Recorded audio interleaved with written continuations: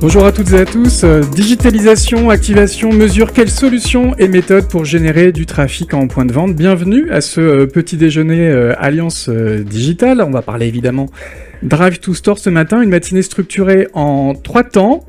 On va voir dans quelques instants un premier chapitre consacré à la digitalisation des catalogues. On aura une présentation de Raphaël Lefebvre et puis ensuite une table ronde, la digitalisation, opportunité pour réinventer le catalogue. Un deuxième chapitre consacré au groupe de travail de la publicité multilocale avec une présentation en avant-première de la cartographie des acteurs de la publicité multilocale, une discussion avec un éditeur et deux use cases de Widely et de Deeprich, et puis un troisième chapitre consacré à un sujet, vous le savez, ô combien important, la mesure du Drive to Store, avec la présentation du guide de la mesure Drive to Store, suivi d'une table ronde sur l'efficacité des campagnes Drive to Store, comment la mesurer, et on aura un mot de conclusion de Westfield qui nous accueille ce matin. On démarre tout de suite par un mot de présentation d'Arthur. Oui, où est passé Arthur? Bonjour Arthur, comment vas-tu, directeur général de l'Alliance Digitale? Merci beaucoup. Oui, donc un petit mot très rapide d'abord pour vous remercier d'être là ce matin. Je pense que c'est important. Remercier aussi les gens qui participent à cette commission, et plus particulièrement Fabien, qui est donc le président de la commission Drive to Store. C'est important pour nous quand les membres s'engagent, parce que c'est grâce à ça qu'on arrive à faire avancer le marché. Donc voilà, j'en parlais tout à l'heure, on a à l'Alliance Digitale aujourd'hui 22 groupes de travail ouverts, actifs, et on anime à peu près une communauté de 300 personnes qui se réunissent tous les mois pour travailler sur les nombreux sujets du secteur du marketing digital. Il y en a beaucoup, comme vous le savez. Là, aujourd'hui, on va parler plus particulièrement du Drive to Store, mais ce que je tenais à dire, c'est que la plupart des sujets que nous traitons sont tous interconnectés les uns avec les autres. C'est pas parce qu'on travaille de façon un peu verticale qu'il n'y a pas de sujets connexes avec évidemment le retail média, avec éventuellement aussi avec d'autres sujets de la mesure, par exemple. Donc voilà, sachez que tout ce qu'on fait, on essaye d'avoir une vision un peu globale et interconnectée, ou je ne sais pas comment on pourrait le dire autrement, mais en tout cas tous nos sujets sont vraiment très très connexes aujourd'hui. Voilà, donc maintenant je vais laisser la place aux spécialistes, parce que je ne suis pas un spécialiste du Drive to Store. Donc comme vous, je vais m'enrichir et acquérir de l'expertise grâce à ce petit déjeuner, troisième petit déjeuner d'ailleurs, en quatrième d'ailleurs, petit déjeuner de l'année pour Alliance Digitale. Et je vous souhaite une très bonne matinée. Merci beaucoup. Merci Arthur, on peut l'applaudir. Et on va avoir également un mot d'introduction de Fabien Dutrieux, directeur marketing B2B de Bonial et président de la commission Drive to Store. Bonjour Fabien, le micro est à toi, la scène est à toi. Bonjour à toutes et à tous. Merci à Westfield pour son accueil, merci beaucoup à l'Alliance Digitale, notamment Arthur, Louise et Victoire qui ont beaucoup œuvré pour que cet événement ait lieu aujourd'hui, et à l'ensemble des leads des groupes de travail de la commission. Quelle est la particularité de la commission Drive to Store? Dans Drive to Store, on a Store, ce sont les magasins. Je ne vous apprends rien si je vous dis que les magasins sont la pierre angulaire du commerce. On a tous en tête les chiffres qui évoquent la part prépondérante du magasin dans les ventes. Mais j'ai sélectionné pour vous aujourd'hui 2 insights qui me semblaient particulièrement intéressants.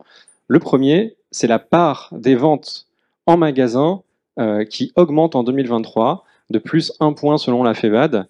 On est donc sur une tendance à l'achat en magasin, contrairement à tout ce qu'on pourrait imaginer, et on est sur un retour pré-Covid, sur une tendance de achat en magasin comme on pouvait l'avoir avant le Covid. Deuxième insight, dans le cas de figure où les consommateurs achètent en ligne, ils préparent leurs achats avec l'aide du magasin dans la majorité des cas. Et donc on se rend compte que le magasin a vraiment une place prépondérante dans tous les achats, qu'ils soient en ligne ou qu'ils soient en magasin. Est-ce que c'est étonnant? Pas vraiment. Pourquoi on est là aujourd'hui, nous tous, alors qu'en fait 80%, voire 100% de tout ce qu'on va se dire aujourd'hui sera disponible dans quelques heures sur le site de l'Alliance Digitale. Je pense que ce qui nous a réunis aujourd'hui, c'est l'expérience de se retrouver, et c'est aussi le plaisir de se rencontrer, d'échanger, de faire des rencontres et des découvertes. En fait, c'est exactement la même chose que plébiscitent les consommateurs pour l'achat en magasin. Le magasin, c'est un lieu d'expérience, un lieu de rencontre, de tissu social, de tissu économique important pour tous les Français. Et en fait, pour nous qui travaillons dans le Drive to Store, que ce soit chez l'annonceur ou au sein d'une régie, ça renforce notre mission de générer du trafic dans les points de vente. Les parts de marché du retail sont directement corrélées aux parts de marché acquises en magasin, on vient de le voir. Et pour générer du trafic en magasin, on va essayer de comprendre qu'est-ce qui a le plus d'impact et ce sur quoi on a le plus de marge de manœuvre. Ce sur quoi on a le plus d'impact, c'est assez simple et ça a été renforcé ces derniers mois par l'inflation, la crise du pouvoir d'achat, c'est l'attractivité commerciale, la capacité à proposer des offres variées et des offres généreuses. C'est vraiment ce qui va impacter directement et significativement le plus le trafic en magasin. Et ce sur quoi on a le plus d'impact pour accroître la générosité commerciale, alors vous n'êtes pas sans savoir le contexte législatif qui limite fortement les prix et les promotions de la grande distribution, notamment avec le renforcement de la loi de Crozaille ces dernières semaines. Donc c'est le faire savoir de cette générosité commerciale, de cette attractivité commerciale qui aujourd'hui est la clé et ce sur quoi les annonceurs ont le plus d'impact pour gagner des parts de marché et donc indirectement faire venir plus de clients en point de vente. Historiquement, pour faire savoir, pour promouvoir les offres des distributeurs, on avait quelques médias, la PQR, la radio, on avait surtout le catalogue papier qui représentait une part des investissements Drive to Store très très importante. Ça fait déjà de nombreuses années que le prospectus papier est en lente et inéluctable érosion de par les comportements des consommateurs qui évoluent, qui se digitalisent, de par la perception de l'empreinte carbone que l'on peut leur attribuer. Et en fait, ce phénomène de lente et inéluctable érosion, il est en train de considérablement s'accélérer. Pourquoi à cause de l'expérimentation WePub portée par l'ADEME qui vise à inverser la logique opt-out du stop pub avec une logique opt-in WePub sur les boîtes aux lettres. On est en phase d'expérimentation aujourd'hui sur 10% du territoire et peut-être que cette expérimentation sera généralisée courant 2025 à l'ensemble du territoire. Cette expérimentation, elle accélère drastiquement les choses. On l'a vu encore il y a quelques jours avec l'annonce de Mili qui arrête la distribution de prospectus dans les boîtes aux lettres. On le voit également avec de grands annonceurs, pour ne pas les citer, Leclerc, qui annonce l'arrêt complet de la distribution de boîtes aux lettres de prospectus papier, en boîte aux lettres, pardon. Et donc, on est vraiment sur une tendance au remplacement du prospectus tel que nous le connaissons aujourd'hui. Et donc nous, commission Drive to Store, on a identifié 3 enjeux sur lesquels se focuser et sur lesquels créer des livrables pour structurer le marché. Le premier enjeu, c'est de réinventer le format du catalogue. Et donc pour ça, on a créé un groupe de travail qui est porté par Raphaël et qui concerne la digitalisation des catalogues, dont le focus est vraiment de se poser les questions sur ok, aujourd'hui j'ai un catalogue PDF, demain qu'est-ce que c'est ? On a également tout un axe de travail très important sur comment j'arrive à recomposer la portée de l'imprimé sans adresse qui touchait auparavant 70 à 80% des ménages sur le digital. Et sur le digital, c'est beaucoup plus compliqué puisqu'il faut recomposer les audiences. Et il faut le faire avec une pression marketing qui va s'adapter localement. Comment on fait ? C'est toutes les recherches qui sont menées par l'EGT Publicité Multilocale, porté par Mathieu et Nicolas, qui vont vous présenter leur cartographie dans quelques minutes. Et enfin, on a tout un axe de travail sur la mesure. La mesure, elle est clé pour développer l'industrie du Drive to Store. Comment je mesure la contribution du digital sur le trafic et sur le chiffre d'affaires en magasin. C'est une question clé sur laquelle on a déjà beaucoup de réponses, sur lesquelles il y a des évolutions, mais il y a encore aussi beaucoup de problématiques. Et donc, Marien, qui est le lead de la Task Force Mesure Drive to Store, pourra évoquer les travaux de cette Task Force. Donc, on a composé cette commission il y a déjà plus d'1 an, répartie en 3 groupes. Digitalisation des catalogues, publicité multilocale et mesure Drive to Store pour couvrir vraiment les enjeux actuels du Drive to Store faire évoluer les bonnes pratiques côté annonceur et faire évoluer l'industrie du Drive to Store. Et donc, merci beaucoup et je laisse la main à Raphaël. Merci Fabien pour ces quelques mots d'introduction. Donc on l'a compris, hein, les 3 groupes de travail vont prendre la parole et on démarre tout de suite avec le groupe de travail sur la digitalisation des catalogues avec une présentation de Raphaël Lefebvre. Bonjour Raphaël. Merci Jérôme. Bonjour à tous. Merci Fabien pour cette introduction. Donc moi, ça fait 11 ans que je travaille sur le sujet. J'ai passé 6 ans chez Bonial avant de rejoindre Meta, où je travaille aussi beaucoup en transverse sur le sujet de la digitalisation des prospectus. Donc c'est un sujet qui m'anime beaucoup, malgré un nom un peu brut de décoffrage. Il y a beaucoup de choses qui se cachent derrière. Et donc on a lancé fin d'année dernière le GT en gros sur cette digitalisation du prospectus. Donc il est encore naissant. Vous avez vu, il y a un certain nombre d'entreprises qui participent au GT, puis on en cherche toujours d'autres, bien sûr, pour faire évoluer les débats. Mais voilà, on a quelques projets qui sont prévus. Le contexte, Fabien, tu l'as déjà bien précisé. Sur les facteurs conjoncturels, pas mal de modifications déjà. Sur les usages, alors c'est un chiffre qui date de 2022, mais on avait fait une étude avec YouGov en tant que méta. Et donc du coup, on posait la question en leur mettant sous les yeux un PDF où on tourne les pages et à côté un truc un peu plus dynamique où on scrollait, on swipait, il y avait des catégories produits, etc. Et on avait quand même 56% des Français qui disaient « moi je préfère la version PDF où je tourne les pages ». Donc c'est pas par hasard, c'est qu'en fait on a un historique, ça fait des dizaines d'années que ce prospectus on le distribue, il y a des usages qui se sont créés, et donc du coup derrière ça se reflète aujourd'hui encore dans la manière dont les consommateurs retrouvent les offres sur le digital. Et donc du coup, ce PDF, il a encore quelques jours, quelques belles années devant lui, c'est une certitude. Et surtout, il est assez facile puisque c'est une reproduction de ce qui existe en papier. Donc les directeurs de magasins, les directeurs d'enseigne, même les marques, des fois s'y retrouvent un petit peu parce que il est facile à mettre en place. C'est du plug and play. Quand on se parle derrière des évolutions technologiques qui sont déjà en train de gagner le marché sur l'IA, bien sûr, mais sur tout simplement aussi la capacité à générer des flux et donc du coup à pouvoir utiliser l'offre de manière beaucoup plus intelligente, effectivement c'est déjà une réalité. Par contre pour sa mise en place, on le voit bien du côté des enseignes, c'est quelque chose qui est très chronophage, très très long. Donc on est sur 2 vitesses, c'est important à avoir en tête. Le PDF, on le voit d'ailleurs sur la plupart des sites des distributeurs, Leclerc est un bon exemple. On a ce qu'ils appellent le PAF, le prêt à feuilleter, et on a à côté la mosaïque, la version un peu plus moderne de lecture.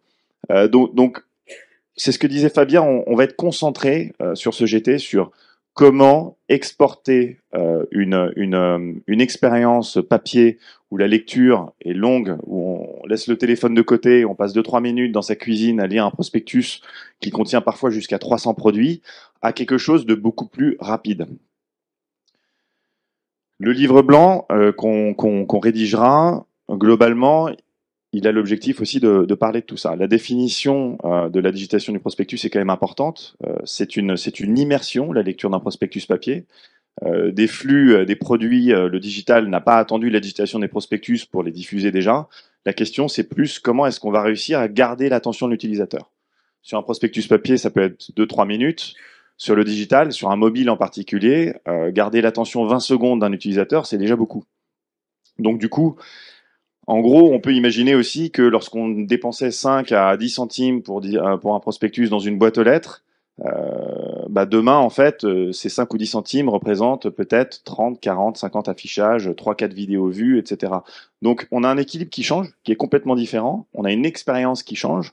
Et donc, du coup, aujourd'hui, cet accompagnement, il va être de ce GT et puis de tout ce qui arrive, de toutes ces entreprises qui œuvrent, en fait, pour cette digitalisation.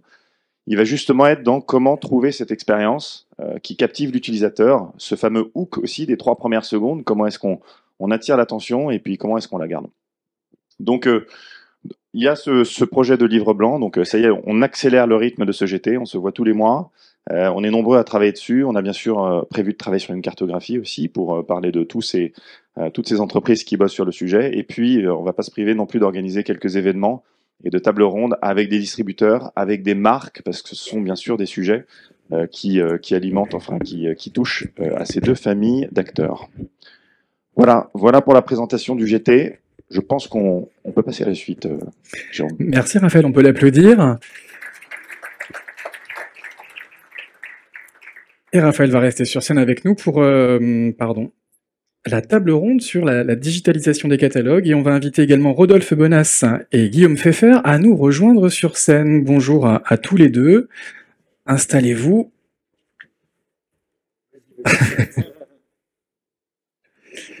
Alors on va démarrer peut-être par un premier tour de présentation. Rodolphe, bonjour. CEO d'Aristide Retail Tech, je rajoute Retail Tech à la fin. Je crois que le sujet des catalogues vous est très familier. Est-ce que vous pourriez présenter votre activité? Oui, tout à fait. Donc nous, on a une plateforme technologique qui pilote les flux promotionnels chez les grands distributeurs, plus particulièrement les distributeurs alimentaires.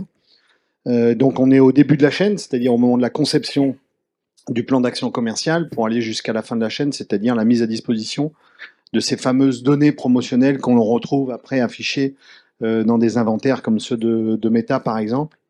Donc on est au cœur de cette transformation du digital. Alors pour démarrer, je voulais juste revenir sur un vocabulaire et je pense qu'il est important quand on parle de digitalisation, particulièrement sur la promotion commerciale, d'essayer de quitter une sémantique qui est le mot du catalogue. Désolé, hein, mais pourquoi? Parce que finalement, je pense que on va de plus en plus finalement basculer dans le monde de la promotion commerciale. C'est-à-dire de quoi parle-t-on en réalité? C'est que il y a bien un support, hein, un média qui est en train d'être lourdement challengé, mais toujours au profit d'un dispositif commercial qui est la promotion commerciale. Et donc déjà, si nous, la petite collective du métier, on était tenté vis-à-vis de tous les intervenants et plus particulièrement des clients de dire attendez, on parle pas de catalogue, on parle de promotion. L'enjeu c'est ça. Et comme on sait que la promotion fait le commerce, c'est un enjeu absolument crucial. Voilà. Merci pour cette Voilà, j'étais un peu plus long que prévu, mais bon. Voilà. Quelques références peut-être, quelques chiffres sur votre activité.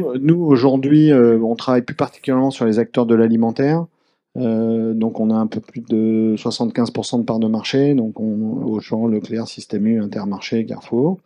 On est présent aussi à l'international, donc pour donner un métrique, on gère l'équivalent de 40 milliards d'euros de chiffre d'affaires promotionnel pour le compte de tiers. Voilà. Très bien, donc on va écouter attentivement ce que vous allez nous dire. Je sais pas. Guillaume Pfeffer, Head of Digital Planning et Optimisation chez GroupM. Alors GroupM, évidemment, une des plus grandes agences du monde. Est-ce qu'on peut évoquer peut-être ce que vous faites en France et notamment dans le Drive to Store? Comme le disait Rodolphe, on accompagne nos marques à digitaliser le catalogue, mais pas que. Moi, j'aime bien aussi changer le wording et dire c'est plutôt comment on remplace le prospectus papier et pas nécessairement repasser par le catalogue qui est juste un moyen et pas un objectif en tant que tel.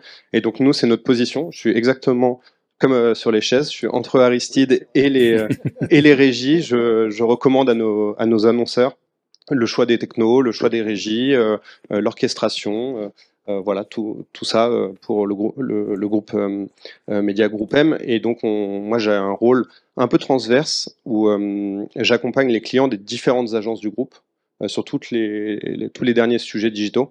Donc là, c'est le catalogue, mais aussi le cookie-less. Voilà, je suis censé être à la pointe pour nos clients. On peut donner également quelques références? Tous ceux du groupe, donc il y en a énormément, mais du Ikea, du Burger King, du Aldi, voilà, plein de différents annonceurs comme ça. Très bien. Raphaël, donc on change de casquette, hein, à la fois en charge du GT digitalisation des catalogues, mais également client partner et lead on circular digitalisation, c'est ça chez Meta. C'est quoi exactement ce périmètre? On aime bien s'exprimer en anglais chez Meta, mais digitizing print, c'est un peu la manière de dire on digitalise les prospectus en anglais. Donc effectivement, moi je suis dans l'équipe retail où j'accompagne des gros annonceurs dont font partie Leclerc, Aldi, Lidl, etc. Et en parallèle, j'appuie pour toute l'équipe ce sujet de la digitalisation des prospectus en interne. Donc en gros, on est un média de masse. On touche 40 millions de personnes sur Facebook et sur Instagram aussi. Donc 30 millions par jour. Bon, vous connaissez les chiffres. L'objectif, et quand on fait de la pub sur nos plateformes, il y a plein d'objectifs différents. Ça peut être de la notoriété, ça peut être du trafic, ça peut être de la vente en ligne, etc. Et donc, utiliser et comprendre comment on peut mettre nos plateformes à disposition pour le sujet de la digitalisation des offres et des prospectus, il faut fouiller un peu, il faut remodeler un petit peu l'offre pour la présenter autrement. Donc ça, c'est typiquement le genre de travail que je fais en plus de mon travail normal chez Meta. Voilà. Très bien. Alors, on va avoir une conversation entre nous sur ce sujet-là.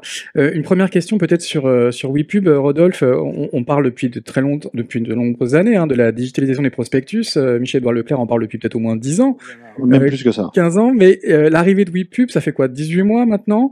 Est-ce que ça a été une sorte d'accélérateur, un déclencheur pour réellement numériser ces formats? Oui, c'est assez frappant de voir que finalement, moi je travaille depuis 30 ans pour la grande distribution et ça fait 30 ans que j'entends dire que le catalogue papier c'est la fin, c'est la fin, c'est la fin, et de constater que chaque année les investissements publicitaires destinés à ce média augmentaient.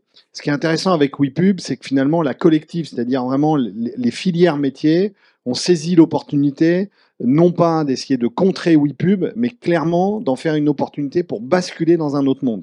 Et ça, pour deux raisons. La première, c'est que concomitamment, il y a eu aussi quand même une augmentation assez significative de la matière première papier. Donc là, une hausse d'inflation sur les prix. Ils se sont retrouvés dans un dispositif un peu en ciseaux.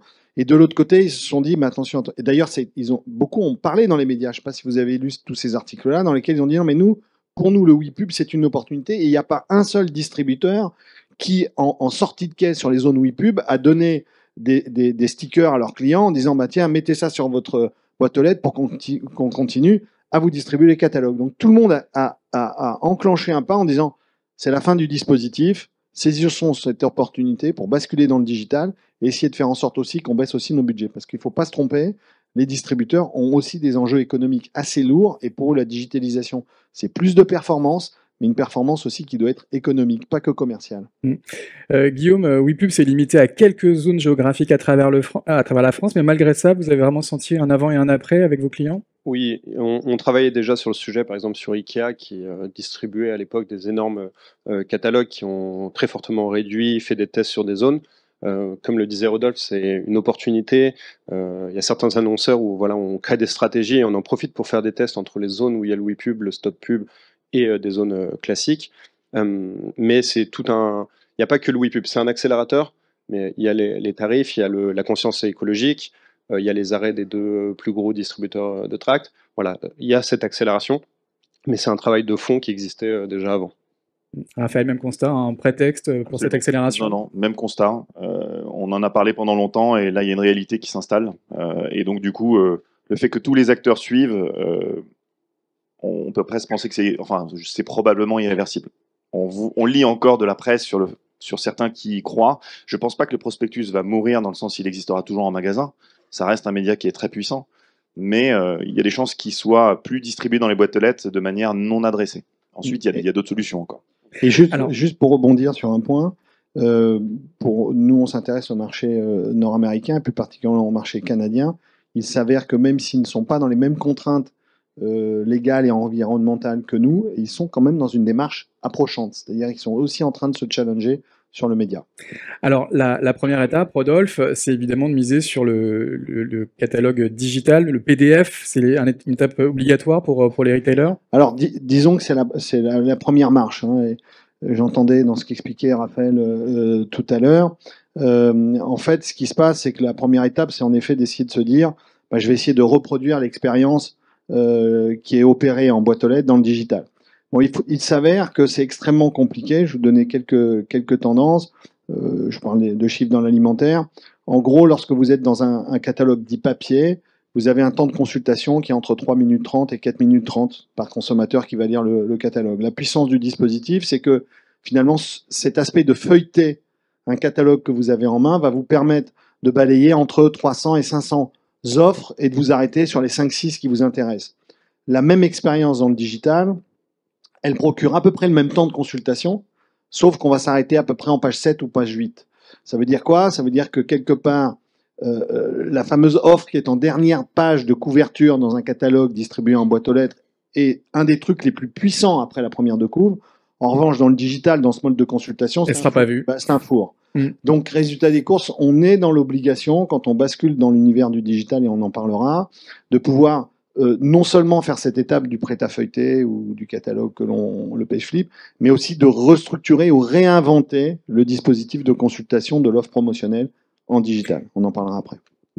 Voilà. On peut en parler même maintenant. Ouais, Réinventer, ça mais consiste moi, à... je veux surtout que Guillaume s'exprime aussi sur le sujet, mais je reviendrai là-dessus. Bah, Guillaume, on peut l'évoquer. Ça consiste à quoi, en quoi à réinventer justement ce PDF?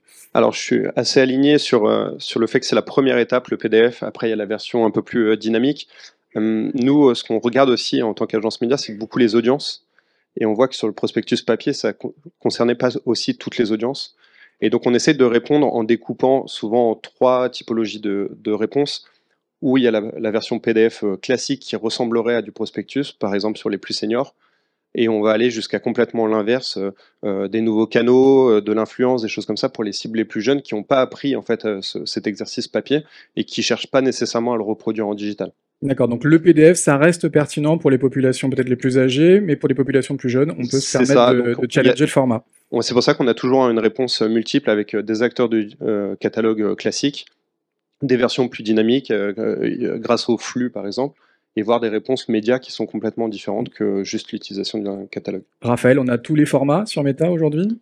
On a tous les formats. Et donc, je parlais des 2 vitesses, donc toujours le PDF parce qu'en fait, il est facilement actionnable. On peut répondre à la problématique d'arriver directement, d'éclater les produits et les thématiques qui sont dans le prospectus pour faire des visuels qui correspondent et renvoyer quelqu'un à la rubrique barbecue de la page 38 directement grâce au digital. Donc, on peut quand même optimiser déjà ce parcours-là.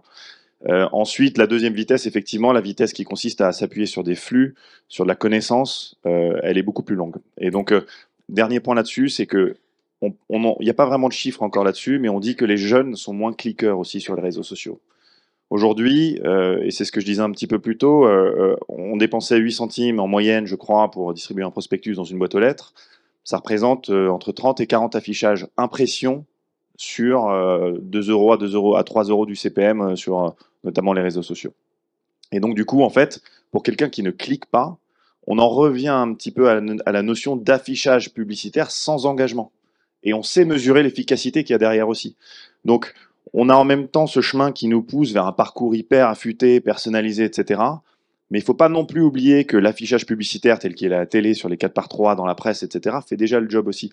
Donc, il y a quand même un équilibre global qu'il faut avoir en tête. Alors Rodolphe, on disait, WePub, c'était un prétexte pour digitaliser les catalogues et les prospectus, mais cette digitalisation, c'est aussi un prétexte pour les réinventer en s'appuyant sur la data? Alors oui, c'est la bonne transition par rapport à ce que disait aussi Raphaël. Ce qu'il faut comprendre, c'est que pour arriver à challenger ce support et son efficacité, parce qu'elle n'est plus à démontrer, si ça fait 50 ans que les distributeurs distribuent des catalogues papier dans les boîtes aux lettres, c'est qu'ils ont trouvé quand même un intérêt, ils sont pas fous, hein. Eh bien, il va y avoir activer sur le digital 2 dispositifs.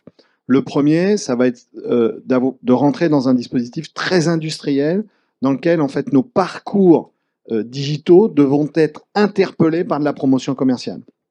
Et pour rebondir sur ce que disait Raphaël tout à l'heure, c'est que c'est assez frappant, encore aujourd'hui, à l'heure où on se parle, de voir que vous avez des dispositifs promotionnels qui sont très présents dans le offline, encore en radio, en 4x3 ou même encore dans les fameuses les PLV, les boîtes aux lettres, et que dans le digital, on a encore du mal à trouver dans nos propres parcours, c'est-à-dire dans les inventaires de Meta, des accidents ou des interpellations vraiment promotionnelles. Donc il va falloir que, si on veut arriver à challenger ce média papier, il va falloir en faire des millions de milliards pour venir réinventer nos parcours dans le digital où on va être interpellé par des promotions commerciales.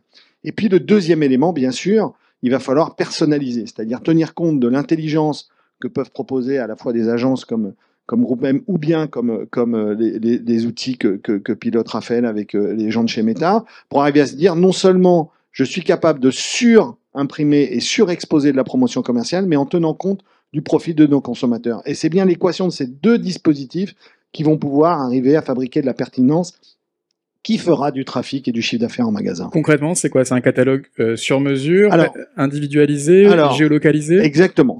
En effet, un catalogue, c'est une interpellation promotionnelle sur mesure, personnalisée, tenant compte des contenus locaux, parce qu'on sait que lorsque vous interpellez votre consommateur sur un dispositif personnalisé, vous multipliez par 2 ou par 3 le nombre de clics, et lorsque vous rajoutez du local, là, vous allez encore multiplier le nombre de clics. C'est-à-dire que s'il comprend que cette offre, elle est poussée parce que il est ce qu'il est, et que derrière, en plus, elle tient compte des impératifs du magasin qu'il fréquente, alors vous avez maximisé vos chances de succès. Ça veut dire qu'on disrupte complètement la manière dont on construit l'offre promotionnelle aujourd'hui, parce que aujourd'hui c'est une espèce de tunnel où on fait un catalogue qui est vrai pour la France entière.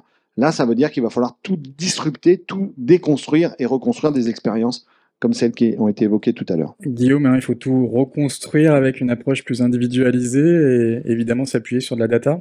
C'est ça. Alors nous, on a la chance chez GroupM d'avoir une entité qui s'appelle Chorégraphe, qui est une société qu'on avait rachetée, qui possède 28 millions d'individus, et on s'appuie beaucoup dessus pour la partie amplification. Alors aussi bien sur l'univers de l'annonceur avec du SMS, de l'emailing, mais aussi pour nos campagnes médias, pour pouvoir personnaliser la diffusion.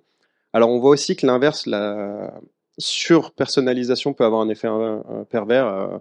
Par exemple, Meta interdit de cibler via le prénom ou des choses comme ça, donc on n'a pas besoin d'aller jusqu'à là pour attirer l'œil.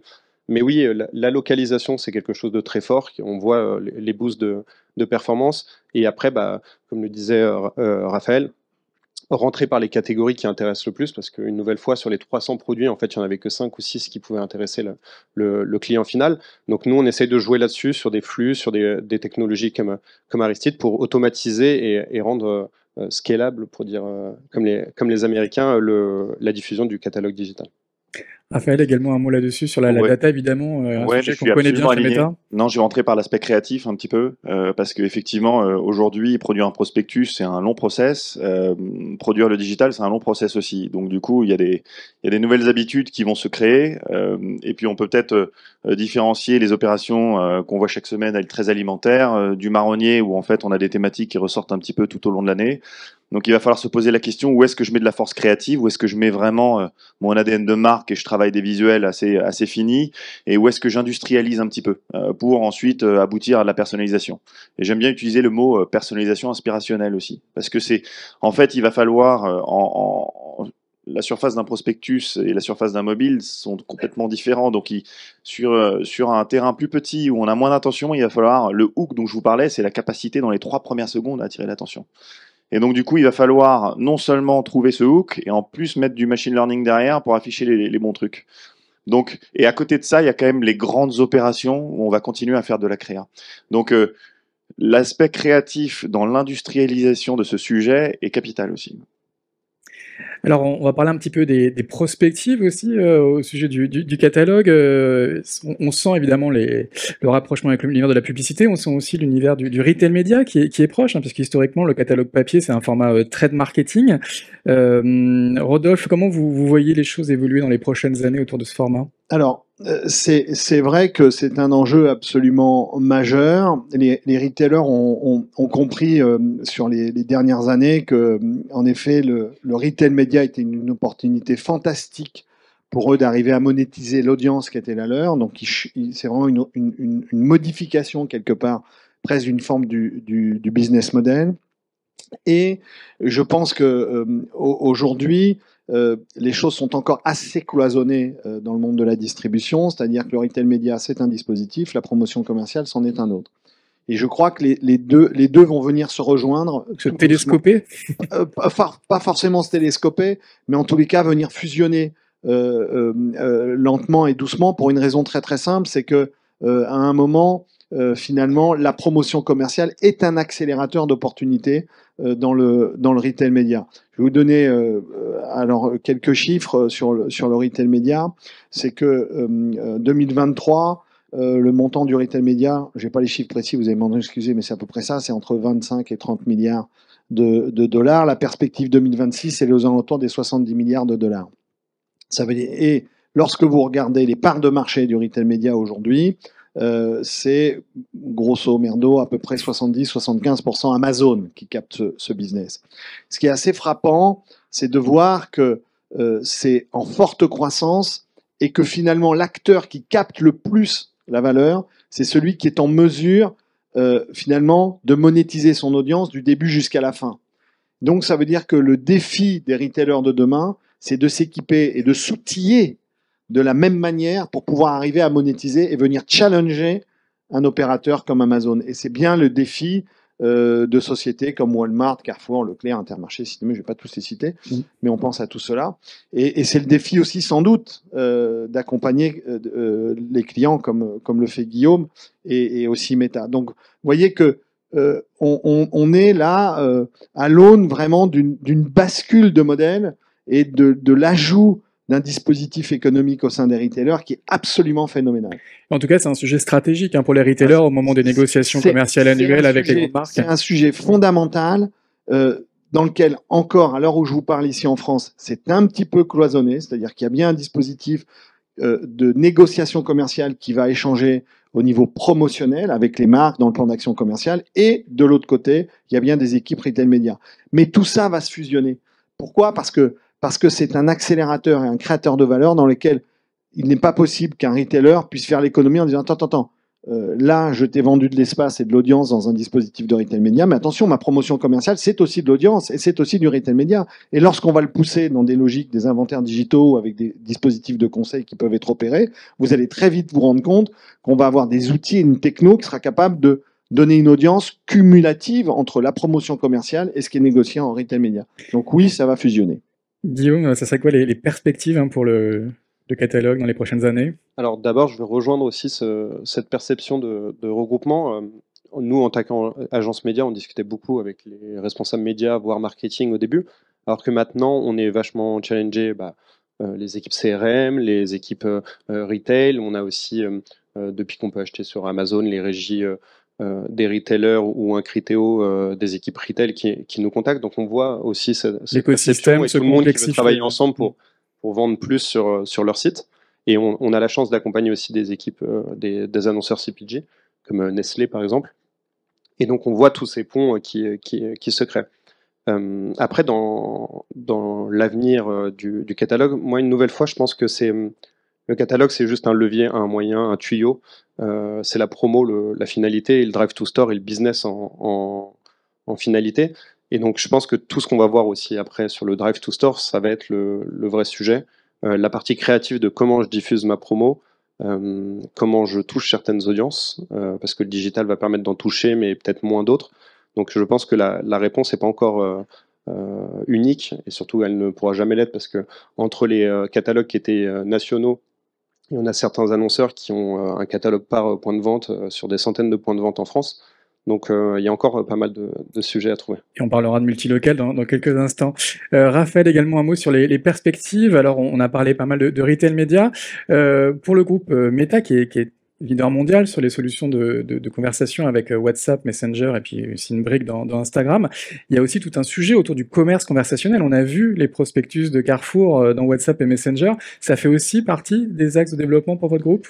Absolument, c'est même perçu en interne comme un relais de croissance. Donc en gros, il y a un potentiel sur les messageries qui est énorme. Est-ce que la France est le pays le plus prêt pour ça? C'est pas sûr.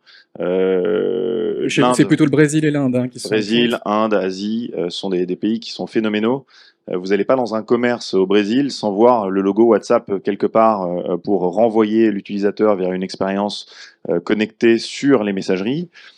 Cependant, la digitalisation du prospectus sur WhatsApp a été importée du Brésil avec Carrefour en 2020, lorsqu'Adrexo et Mediapost ont arrêté la diffusion pendant 2 mois, pendant le Covid, et ça a continué derrière. Donc aujourd'hui, les gros acteurs alimentaires sont tous présents sur WhatsApp et parfois aussi Messenger sur la possibilité de consulter l'offre. Pour le moment, les parcours sont très simples. On donne un code postal, on situe le magasin le plus proche, du coup on a déjà le versionning du catalogue qui correspond à mon magasin préféré. Technologiquement, on peut déjà aller beaucoup plus loin. On peut déjà personnaliser vous avez lancé les paniers, par exemple, c'est déjà une évolution. On peut lancer les paniers, qui ont encore du mal à se connecter sur des vrais flux produits derrière, donc ce sont des choses qui sont un petit peu bricolées encore. On peut faire des choses beaucoup plus puissantes, mais ça dépend plus de l'annonceur que de Meta à fournir des solutions. Donc en gros, les solutions sont déjà là. Aujourd'hui, pour être très honnête, on a des enseignes qui disent c'est bon, on va dégager le PDF de WhatsApp, c'est totalement old school, je comprends pas. Ce qui est une version assez régulière de ce qu'on peut entendre sur le marché. Mais on a déjà des réponses, donc il suffit aussi de se mettre en ordre de marche, mais encore une fois, c'est 2 vitesses. Les flux, c'est des sujets qui prennent des mois. Donc en gros, et l'exemple de Carrefour sur les paniers, on l'a bien vu à Noël, c'était une belle expérience, mais il y avait 30 produits connectés derrière, alors qu'ils auraient pu connecter des milliers de produits. Puis il n'y avait pas le paiement. Il n'y avait pas le paiement, et le paiement, Pas on ne le verra encore. pas tout de suite, mais effectivement, il existe déjà dans certains pays. Donc oui, gros potentiel sur notamment ce sujet de la digitalisation de l'offre. Très bien, je vais demander à tous les trois un mot de conclusion très rapide. Rodolphe, la digitalisation des catalogues, c'est une version limitée, il faut voir au-delà, il faut voir performance commerciale, c'est ça? Je pense qu'on est maintenant dans un dispositif, comme le disait Raphaël, qui est inéluctable, on ne reviendra pas en arrière. Et donc, on est aussi engagé dans un dispositif très industrialisé. Ce qu'évoquait Raphaël, c'est que les solutions technologiques sont bien là, elles sont disponibles, et il faut fabriquer une expérience et un dispositif ultra personnalisé pour les clients, mais surtout ultra léger pour les distributeurs. C'est-à-dire qu'il faut que ça soit hyper performant. C'est le cas du Brésil d'ailleurs. Hein. Au Brésil, quand on fait le lien entre l'expérience client et la douleur générée chez le client, chez le distributeur, c'est très faible. Ils sont capables, et on est dans le même défi ici en France, c'est faire des choses légères et performantes. Et Aristide Retail Tech sera là pour accompagner bien les sûr, retailers, bien sûr, évidemment. On est là toujours. Guillaume sera là également, ça serait quoi le mot de conclusion pour vous? On est là. Savoir qu'on est dans le sprint final, parce qu'on parlait de 2025, même si c'est pas certain. C'est pas encore officialisé, Voilà, la généralisation de WePub, Non, on peut mais l'anticiper. On voit qu'il y a quand même beaucoup de signaux, et quand on voit les premières stats, il y a certaines régions où il y a 30% de WePub, d'autres à 10%. Il y a vraiment des sujets d'audience à travailler. Donc moi, je parlerais plutôt de l'audience et de bien vous faire accompagner, parce que on parle de digital, mais il y a même potentiellement d'autres solutions encore disponibles pour contrer le sans-adresse. Donc ça va être un Big Bang, mais il y a déjà des solutions concrètes, Voilà, et GroupM technologiques, médias, et donc bien s'entourer pour vous sortir de ce nuage de solutions et de régies qui promettent toutes de pouvoir répondre à ce sujet. Très bien. Raphaël, également un mot de conclusion. On le sent, hein, promotion locale, commerce conversationnel, retail média, même c'est un sujet bouillonnant en ce moment. Absolument. Retail média, on se penche beaucoup sur la question aussi, mais plus largement du coup sur le catalogue, je pense qu'il faut aller à son rythme, il ne faut pas vouloir aller trop vite. C'est une brique après l'autre. C'est pour ça que je parlais des deux vitesses. C'est un sujet qui va nous occuper pendant longtemps, et si demain on veut faire quelque chose de trop vertueux, trop incroyable, en fait on va prendre des mois et des années, et puis ce qui va sortir au final, ça va pas être dingue non plus. Donc il faut y aller étape par étape, en fonction des audiences qu'il faut toucher. À la base, prospectus, c'est un média de masse, donc il faut frapper fort, il faut compenser, ce qui n'est pas forcément facile avec le digital. Et donc voilà, et pas oublier l'aspect créatif dans sa version industrielle et dans sa version un peu plus racontée pour l'enseignant. Merci en tout cas à tous les trois pour ces témoignages, on peut les applaudir. Merci à vous. Et il est temps de parler de publicité multilocale avec la présentation de la cartographie des acteurs du multilocal, et j'invite Nicolas et Mathieu à me rejoindre sur scène. Bonjour, prenez un micro sur les chaises, la scène est à vous. Bonjour tout le monde. Avant de démarrer, je vais faire juste un petit tour de remerciements aussi. Déjà à Westfield pour nous mettre à dispo cette salle, et à vous tous et toutes de la remplir surtout, parce que s'il n'y avait personne, ce serait un peu moins drôle certainement. Remercier la commission et particulièrement le GT DTS Multilocal que j'ai le plaisir de collider avec Mathieu, qui est une vieille connaissance au passage. Et j'aimerais qu'on remercie Louise aussi, qui accompagne notre GT parmi d'autres, mais qui voilà s'occupe de coordonner, d'animer, de produire pour notre GT, et on ne serait pas là sans ça. Donc voilà, et elle le fait pour le marché aussi du coup. Du coup aujourd'hui on est là pour vous présenter le premier livrable qu'on a décidé de produire avec le GT. Mais avant de parler de ce livrable qui est une cartographie, en fait on s'est de toute façon tous au sein du GT poser une question, c'était qu'est-ce que le Drive to Store multilocal dans tous les cas, parce que avant on était le GT Drive to Store, on hérite finalement du GT Drive to Store, et maintenant on se focus un peu plus sur un segment qui est le Drive to Store multilocal, et on s'est nous-mêmes mis d'accord sur le fait qu'il fallait peut-être d'abord poser une définition et qu'on soit tous d'accord sur ce qu'est le Drive to Store multilocal avant de cartographier tous les acteurs. Et également de mettre en lumière les évolutions, mettre des chiffres. Pourquoi on crée un groupe de travail autour du Drive to Store multilocal? C'est pour son poids, c'est pour des choses que vous présentez Mathieu. Et ensuite, comme ça, on peut enfin passer sur la cartographie. Mais du coup, c'était important de se dire, OK, qu'est-ce que le Drive to Store multilocal? On a la chance dans ce GT d'être 19 sociétés qui du coup sont toutes actives sur ce segment du Drive to Store multilocal. Et du coup, on s'est dit, bah, mettons-nous autour de la table et déjà, soyons d'accord sur ce qu'est une campagne de Drive to Store digital multilocal. La définition, du coup, on a décidé de se mettre d'accord sur le fait qu'elle repose sur 3 grands piliers. Donc ça, c'est vraiment les prérequis d'une campagne multilocale. Il faut bien dissocier prérequis de best practice. Je vais m'expliquer. Mais le premier, typiquement, c'est qu'il faut que la campagne cible géographiquement autour de chacun des points de vente d'un réseau.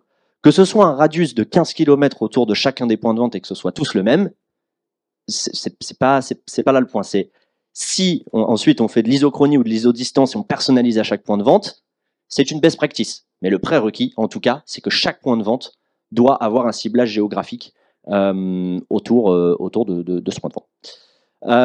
Le deuxième point qui est très important aussi et qui va en fait être la différence entre une campagne finalement nationale sur laquelle le budget national serait potentiellement pour autant diffusé autour de différents points de vente d'un réseau ciblé géographiquement, c'est le fait d'attribuer un budget par point de vente. Encore une fois, ce budget, il peut être le même pour chacun des points de vente. En tout cas, il est forcé, admettons, 1000 € sur chacun des points de vente. Et évidemment, idéalement, on peut le personnaliser par rapport à l'audience, au potentiel adressable sur zone, parce qu'on le sait bien, si on met du budget, un budget national sans forcer un budget au point de vente, alors ce budget va être assez facilement absorbé par les grosses agglomérations, là où il y a le plus de potentiel, etc. Et ça va desservir certains points de vente finalement. En tout cas, il faut pouvoir attribuer un budget et une audience à chaque point de vente. Ça, c'est le deuxième point. Et enfin, le troisième, et là on est plus sur la partie message, sur la partie créative aussi finalement, c'est d'aussi adapter le message publicitaire et la créa. On fait souvent référence du coup à de la DCO qui va s'appuyer beaucoup sur le repiquage adresse, donc toujours ce bloc géographique, mais et comme on peut le dire chacun autour de cette table ronde tout à l'heure pour la digitalisation du prospectus, de plus en plus on va aussi vers de la personnalisation du produit ou du service. Et demain on va être sur de la personnalisation du produit ou du service par individu, par zone, par individu peut-être, mais en tout cas, encore une fois, on parle d'adresser un message publicitaire personnalisé autour du point de vente. C'est un prérequis, le best practice, c'est ensuite quand on va dans plus de détails. Donc voilà pour la définition, c'est notre socle, c'est là-dessus que repose finalement la suite, et chaque acteur doit répondre à cette définition pour faire partie des acteurs du Drive to Store multilocal. Et je laisse la main à Mathieu. Merci, ça marche. Merci Nicolas et bonjour à tous. Du coup, Nicolas le disait, pourquoi on a décidé de créer un GT multilocal. Oups.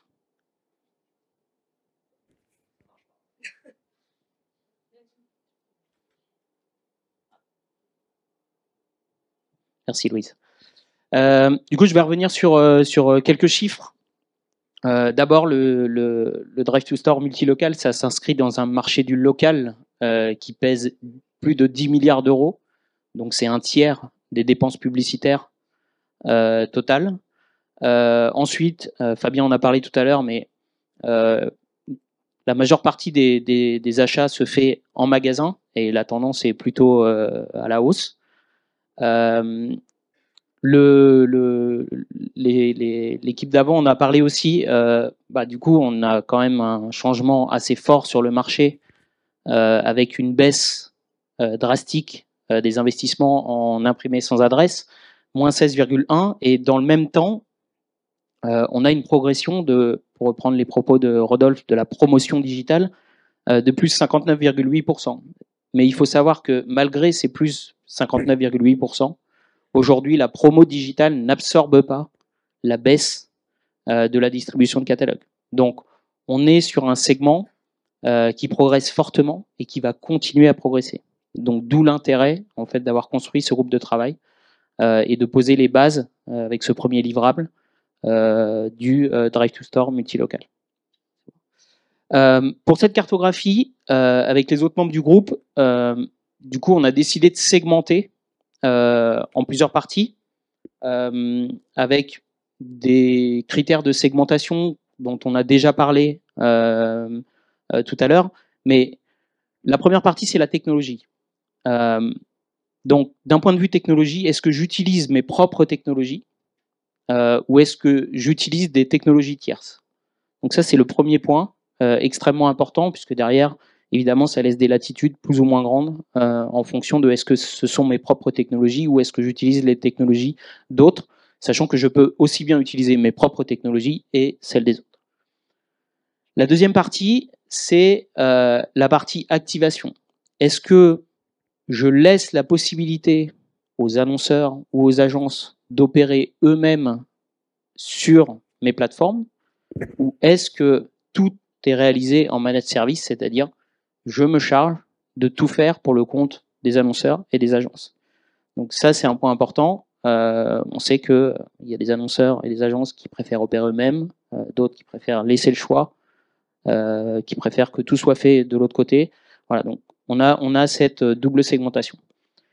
Et ensuite, j'ai envie de dire, Raphaël en a parlé juste avant, mais les deux critères les plus importants, c'est finalement la partie data, et quand on parle de data, on va parler d'audience, on va parler de comportement de mobilité.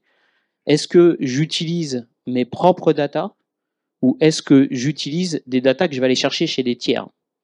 Et ça, c'est hyper important puisque les enjeux de ciblage, notamment d'audience et de ciblage géographique, dans le Drive to Store multilocal sont clés. C'est-à-dire qu'à un moment donné, en fait, je vais devoir prendre en compte des réalités locales dans mes activations. Exemple, à Paris, nous, on parle en temps de trajet. Dans d'autres territoires, on va parler en nombre de kilomètres. Voilà. Donc ça, je dois le prendre en compte dans la manière dont, finalement, je vais setuper mes campagnes. Et puis, les audiences ne sont pas les mêmes, que je sois dans un territoire dans l'Est ou dans l'Ouest, que j'ai une part de marché de X ou de Y. Donc tout ça, la data est clé dans tout ce qui est Drive to Store multilocal. Et Nicolas en parlait tout à l'heure. Du coup, de pouvoir attribuer une stratégie par point de vente, c'est vraiment clé. Et enfin, la troisième partie, qui est un gros challenge, c'est la partie créa, puisque du coup, il faut avoir la capacité de pouvoir décliner des créas. Hein. Quand je travaille pour un réseau qui a 2000 points de vente, potentiellement, j'ai 2000 créas à réaliser. Et donc, c'est la segmentation, c'est est-ce que je dispose d'outils ou de studios intégrés qui permettent de réaliser ce travail pour le compte des agences et des annonceurs. C'est vraiment une question qui est clé pour les annonceurs avec lesquels on travaille. Quand ils viennent nous voir, ils disent ouais, j'ai 1500 points de vente, qui réalise mes 1500 créas. Voilà. Donc, en fonction de, vous avez une segmentation en fonction de j'ai des outils ou j'ai des équipes qui permettent de réaliser pour vous les créas, ou du coup je passe par des outils tiers. Voilà. Donc, pour chacune de ces briques, vous allez retrouver un classement des acteurs. Certains acteurs peuvent être dans plusieurs briques, mais c'est la manière dont, avec le groupe, on a constitué cette segmentation.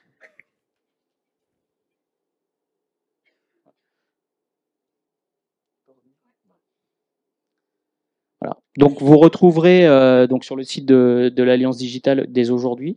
Ça, voilà. Dès aujourd'hui, donc les différents acteurs classés dans les différentes catégories, vous pourrez télécharger le document. L'idée, voilà, Nicolas va en parler, mais l'idée c'est que c'est un premier livrable qui va déboucher sur d'autres travaux par la suite. Yes. Alors, avant même de parler du prochain, du futur livrable, ça fait beaucoup de logos, hein, ouais, vous avez vu. Mais juste avant, vous avez vu, et vous le verrez du coup sur la version interactive, en tout cas PDF interactif, vous avez vu, c'était écrit « Cliquez sur chaque quartier pour découvrir les acteurs ». Donc là, c'est un gros résumé, hein, et justement, c'est assez peu lisible, mais c'était volontaire quand même de tout lister. Mais sachez qu'à chaque fois, vous allez pouvoir finalement cliquer sur un quartier et en fait aller découvrir quels acteurs se placent où. Donc ça, c'était tout l'intérêt aussi de se dire quels sont les besoins en fait des annonceurs et des agences dessus. Et d'ailleurs, automatiquement, moi je sais que mon besoin c'est d'être plutôt sur du self. Bon, je vais cliquer sur self et je vais voir il y a qui dedans. Donc du coup, si on va sur la prochaine slide, après vous avez directement le QR code, voilà, comme ça vous pouvez le retrouver, vous allez voir, vous pouvez cliquer et ça va à chaque fois vous ouvrir les quartiers, vous aurez une définition en plus, une petite définition de ce que c'est dedans, et du coup les acteurs listés. Et comme donc Mathieu le disait, effectivement, c'est le premier livrable d'une longue série, d'une série en tout cas.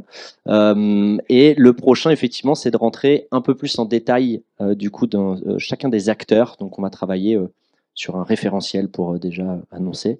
Et vraiment là, commencer à rentrer dans les spécificités, les USP de chacun des acteurs. Là, on l'a vu, ils sont segmentés voilà, dans des quartiers. Mais ensuite, ce qui est intéressant, c'est de voir jusqu'où ça va, c'est quoi les best practices finalement de chacun de ces acteurs. On en parlait tout à l'heure, prérequis versus best practice. Qui fait quoi ensuite en dessous de chacun de ces prérequis.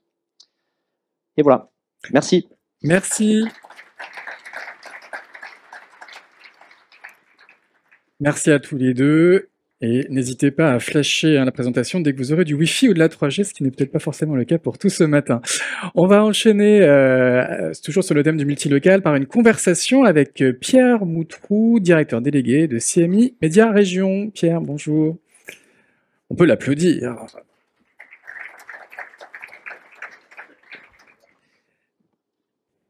Une conversation donc du local au multilocal. Quelle stratégie pour les éditeurs et les régies? Pierre, directeur délégué de CMI Média Région, est-ce que vous pourriez présenter rapidement cette régie, évidemment, du groupe de presse CMI? Oui, alors CMI Média Région, ça fait très longtemps que ça existe, au moins 20 ans, et ça s'est construit précisément il y a 5 ans, ça a changé de nom, puisque à l'époque, Daniel Chretensky a racheté certains actifs du groupe Lagardère, qui sont aujourd'hui dans le giron CMI. Et le C de CMI fait référence d'ailleurs le C de CMI fait référence à la nationalité tchèque. Ah ouais, alors je vais pas le dire parce que mon accent est pas terrible, mais effectivement ça fait référence à la nationalité tchèque. Alors dans le giron en question, il y a le L et ses déclinaisons. L déco, L à table. Il y a aussi Art et déco version féminin, Télé 7 jours. Il y avait Public qui a changé de main il y a quelques semaines maintenant. Il y a Marianne et il y en a forcément quelques autres là que j'oublie. Donc ça, c'est le groupe de presse. Ça, c'est l'éditeur CMI France et qui, bien entendu, est représenté par la régie CMI Média. Et la particularité de CMI Média Région, c'est que de par notre implantation historique en région, on représente aussi d'autres groupes médias français. Et pas des moindres, puisque il y a des groupes médias à 360 degrés. Donc il y a M Publicité, donc c'est tout le groupe Le Monde. Il y a Le Point, il y a Lagardère News. Ça c'est pour la partie vraiment 360. Et puis après il y a des pure players digitaux que sont Azerion, que sont Biop et que sont Dailymotion. Alors vos interlocuteurs, donc si on comprend bien, ce sont plutôt des annonceurs en région, des annonceurs locaux. Est-ce qu'on peut dire qu'ils sont peut-être plus pragmatiques que les annonceurs basés en région parisienne? Oui, alors je ne veux pas faire de caricature, mais j'ai quand même envie de dire oui. Ils sont plus pragmatiques. Alors il y a deux types d'annonceurs basés en région. Il y a ceux qui ont vocation à prendre la parole de manière nationale. Et ceux qui ont vocation à prendre la parole de manière locale, et c'est la thématique du jour. Bon, j'ai envie de dire, pour caricaturer, que plus les annonceurs ont des enjeux nationaux, plus ils vont être sur des enjeux de branding, où la mesure, je dirais, la performance des campagnes est moins directe et moins brutale que celles qui sont que les annonceurs qui sont sur le terrain et qui, pour certains patrons de TPE, PME, attendent à l'entrée du magasin le samedi pour savoir s'il y a du trafic dans sa boutique. Pardon. Donc, ils sont plus pragmatiques. Un sou est un sou. Alors, je ne dis pas que c'est pas le cas aux nationaux, mais je dis que les mesures qui découlent de ces campagnes sont un petit peu différentes et que du coup, la tension sur les publishers qui font partie des plans médias n'est pas tout à fait la même.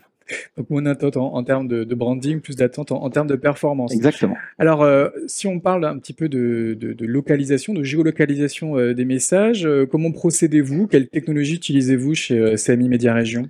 Alors, un très bref passage par la presse, puisque aujourd'hui, tous les titres de presse dont j'ai parlé ont des cahiers régionaux. Donc ça, c'est une première possibilité qui est donc celle du print, mais en géolocalisation sur un cahier régional précis. Ça reste encore important pour les acteurs régionaux, le print?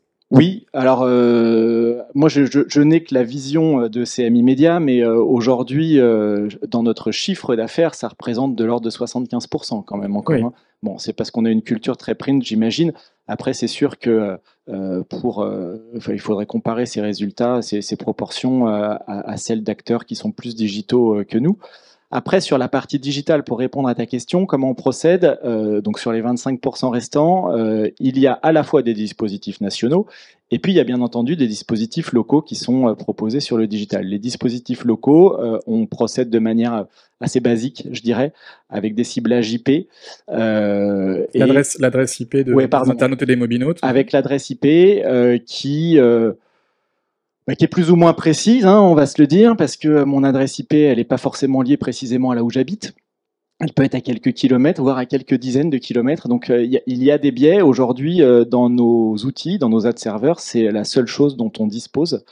Et puis, alors sur la partie applicative, c'est un petit peu différent. Enfin, sur la partie mobile, c'est un petit peu différent, puisque là, la géoloc est plus précise. Et on a des données dont on se sert sur cette partie-là qui sont un peu plus efficaces. Je pense notamment à certains SDK qui sont embarqués dans les applications. Et qui permettent de remonter les données GPS notamment. Exactement. Et c'est une demande des annonceurs d'avoir un ciblage à quel niveau? Au niveau du département, de la région, voire au niveau du magasin? C'est quoi les tendances en ce moment? Ça dépend du secteur de l'annonceur. C'est sûr que pour le patron du système U qui a un petit budget local, lui, il veut sa zone de chalandise très précise. C'est ce qui a été expliqué tout à l'heure. Il veut certainement pas aller sur la zone de chalandise de son concurrent, j'en parle pas, mais aussi de son confrère du système U d'à côté. Donc pour certains acteurs, il s'agit de géolocalisation en zone de chalandise avec des temps de trajet, ce genre de choses. Sur certains autres qui ont moins de problématiques de drive to store, mais qui n'empêchent ont des problématiques locales, c'est des ciblages départementaux, régionaux, ce genre de choses. Et ça couvre l'essentiel des besoins. Ça permet par exemple d'exclure des zones ou des régions où les magasins ne sont pas présents. Alors oui, on peut faire ce genre de choses. Encore une fois, je pense qu'il y a, alors on n'est pas les meilleurs pour faire ce genre de choses, pour être honnête, hein, il y a des gens, et je pense que c'est l'essentiel des gens qui sont présents aujourd'hui dans la salle dont c'est le métier. Nous, on se positionne quand même sur des enjeux de branding, de notoriété. Quant à faire venir et à mesurer, c'est hyper important. Le trafic en magasin, c'est quand même une autre histoire. C'est pas là où nous on intervient le plus fréquemment. Alors justement, quels seraient selon vous les KPI à suivre? Comment est-ce qu'on peut mesurer l'efficacité de ces campagnes aujourd'hui? Et quelles sont les données qu'on peut partager avec les annonceurs? C'est essentiel d'être hyper clair là-dessus. Là, je m'adresse, petit message pour les mesureurs. C'est essentiel d'être hyper clair là-dessus. Je pense qu'il y a une méconnaissance en local des KPIs qui sont donnés. Peut-être je ne parle pas d'un manque de curiosité, mais peut-être un manque de transparence, en effet, quant à la mesure, pour être précis. Dans les rues commerçantes des grandes villes de province, les Sephora succèdent aux Marionneaux, qui succèdent, etc. etc. Je ne vous explique pas, vous avez tous traversé ces rues-là. On peut dire que tel téléphone est passé devant tel magasin, mais est-ce qu'on sait dire il y est entré et il y a fait un achat? Le raccourci est un peu rapide, parfois, je le crains, et il y a une forme d'interrogation, pour pas dire de défiance, à l'égard de la qualité de la mesure, parce que pour être au contact des clients régulièrement, je peux vous dire que le patron du magasin, il attend à l'entrée, il regarde les gens qui rentrent, et puis après, il se retourne vers la régie, il dit maintenant, en fait, ce jour-là, il n'y a pas eu. Moi, j'ai activé une campagne, mais il n'y a pas eu plus de monde, alors que tu m'envoies un bilan. Bon. Donc, l'enjeu, il est là. L'enjeu, il est véritablement sur la mesure Drive to Store. Et ce n'est pas les gens qui sont passés à l'adresse du 23 avenue de la République, c'est les gens qui sont rentrés dans le magasin. C'est ça qui va être hyper important de produire aux clients. Après, on peut avoir des gens qui rentrent dans le magasin, mais on a du mal à attribuer, parce qu'on n'a peut-être tout simplement pas vu la campagne, alors qu'à l'époque de l'affichage extérieur, on se voyait. C'est sûr. Non, mais la finalité, ce dont on rêve tous probablement, c'est de pouvoir matcher les tickets de caisse avec l'exposition à la campagne. Mais c'est pas encore évidemment le cas. C'est pas venu jusqu'à moi. Pour conclure, est-ce qu'on peut dire que la communication locale, elle repose aussi sur une relation de confiance, une relation de proximité avec ses annonceurs? Est-ce que c'est important dans cette problématique multilocale? Oui. La qualité des commerciaux et la stratégie que les régies emploient est essentielle parce que, comme on le disait, les annonceurs en région sont pragmatiques. Ils ont beaucoup de choses à gérer. Souvent, c'est des patrons de PME pour qui la publicité, c'est qu'une brique de leur activité. Donc, ils font confiance aux experts qui viennent les voir pour leur vendre leurs solutions. Donc, la confiance et la proximité, c'est essentiel. Il faut être là souvent pour eux. Il faut être hyper disponible et réactif. Il faut faire preuve de transparence. Ça, je le disais tout à l'heure. Et c'est comme ça qu'on arrive à construire une relation commerciale stable, saine et durable. Et puis, il faut pas survendre, hein. Les produits ont une valeur, il ne faut pas galvauder la valeur des produits. Il faut être hyper transparent et honnête avec les gens avec lesquels on travaille pour préserver la relation dans la durée. Très bien, confiance et proximité, deux notions dans l'ADN de CMI Média Région. Exactement. Très bien, merci Pierre, et on Je vous en prie. applaudir pour ce témoignage. Et on va terminer ce chapitre sur la publicité multilocale avec la présentation de 2 cas, et on démarre tout de suite avec Roland Awizerat. Bonjour Roland, qui va nous parler du cas Kiabi par Widely. Est-ce que le micro fonctionne? Je ne sais pas, est-ce que vous m'entendez? On t'entend. Bonjour tout le On monde. t'écoute et je te donne la zapette. Je te remercie. Juste pour donner quelques éléments de contexte sur ce case Kiabi. Contexte pour le prêt-à-porter, comme vous le savez, qui est compliqué depuis de nombreuses années, et le Covid, évidemment, n'a pas aidé. Et Kiabi, confronté, alors pas comme beaucoup d'autres enseignes qui, malheureusement, ont dû fermer ces derniers mois et ces dernières années, Kiabi se porte bien d'un point de vue économique par rapport à l'ensemble de son secteur.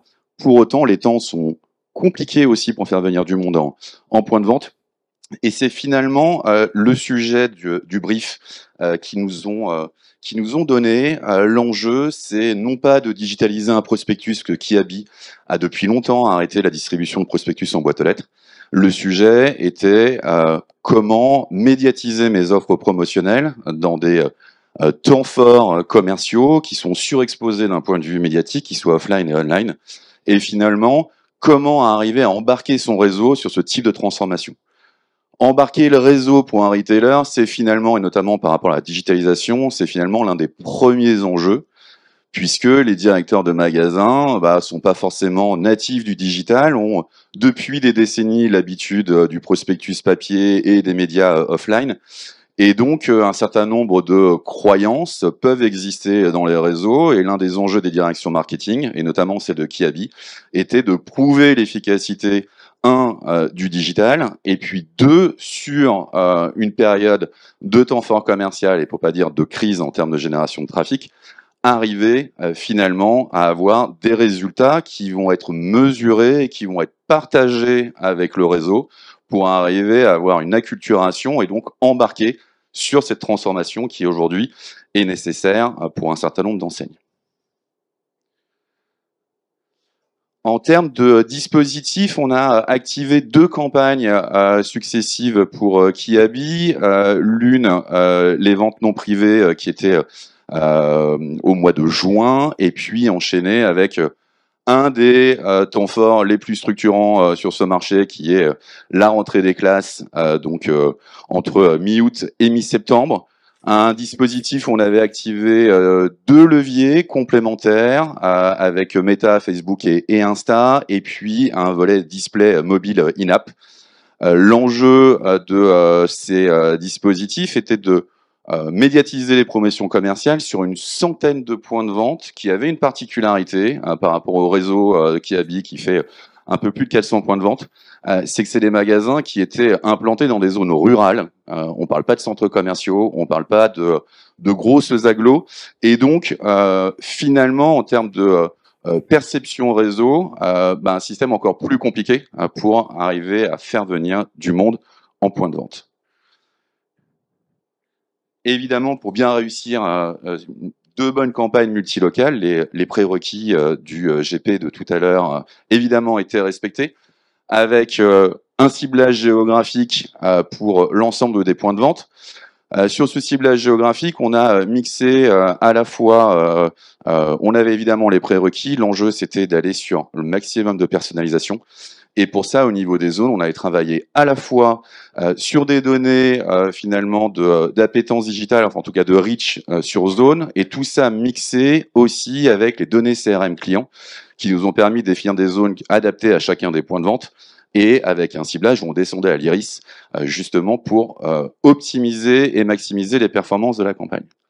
En termes de data, évidemment, on a activé tout ce qui est disponible chez Meta et côté display, on s'est appuyé sur notre partenaire AdSquare pour aller chercher des segments d'audience en plus du segment géographique qui, évidemment, est la base sur ce type de dispositif. En termes de KPI, c'est les KPI qui ont été structurants aussi dans l'approche. On est sur des KPI plus traditionnellement offline et c'est les sujets qu'on a abordés avec le client et avec son réseau, à savoir parler de couverture et de répétition. L'enjeu, et Raphaël en parlait tout à l'heure, on peut très bien être exposé sur Meta 3, 5, 7 fois à un message sans jamais cliquer dessus, et pour autant générer une transformation, et en l'occurrence une visite en point de vente. Parfait. Merci. Activation de campagne effectivement multilocale. Maintenant, je rappelle le brief de départ, comment arriver à convaincre le réseau et les directeurs de magasins des performances d'une campagne et l'impact en termes de business de cette campagne. Évidemment, on avait tous les KPI médias sur cette campagne que vous connaissez par cœur. On avait aussi une partie store visit avec de la data AdSquare et une modélisation faite par Wiley. Mais on a bien senti que le réseau avait besoin d'aller un cran plus loin que ces faisceaux qu'on pouvait identifier avec les différentes technos. L'enjeu, ça a été finalement de mesurer l'impact business de ces campagnes et de uniquement avec des chiffres issus du distributeur, du retailer. Zéro donnée tierce, uniquement deux visions. Une vision du contrôle de gestion, fait en interne, évidemment, par Kiabi, qui a comparé les 100 points de vente qui ont participé à la campagne versus l'intégralité des autres points de vente. Et donc là, quel est le trend? Est-ce qu'il a été meilleur, égal ou pas d'effet par rapport, effectivement, à l'impact de cette campagne? En parallèle, deuxième approche, celle qu'on a menée, où finalement, on s'est beaucoup inspiré du GeoExperiment de Google et surtout du GeoLift développé par Meta. L'idée a été finalement de trouver des magasins jumeaux, des lookalike aux 100 magasins participants.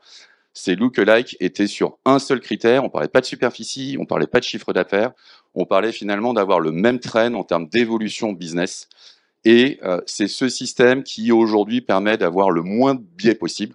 Il y en aura toujours évidemment dans ce type d'études, mais pour autant, ça permet effectivement d'avoir des résultats comparés avec un indice de précision aujourd'hui qui est ultra robuste. C'est nous une techno qu'on utilise pour de grands nombres de clients.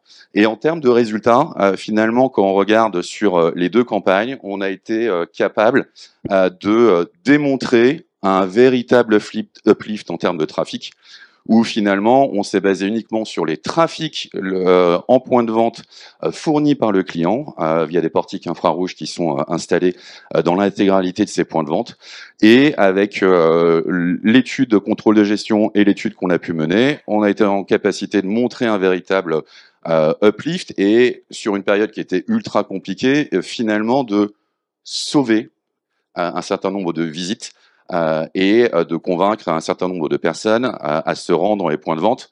En l'occurrence, sur la première campagne, il y a eu un peu plus de 20 000 visites incrémentales. Et sur la deuxième, qui était un peu plus longue et un peu plus puissante, on est passé à 45 000. Ces chiffres, évidemment, derrière, avec la marque, on est parti du panier moyen, du taux de transfo et d'un calcul du ROAS sur les deux campagnes.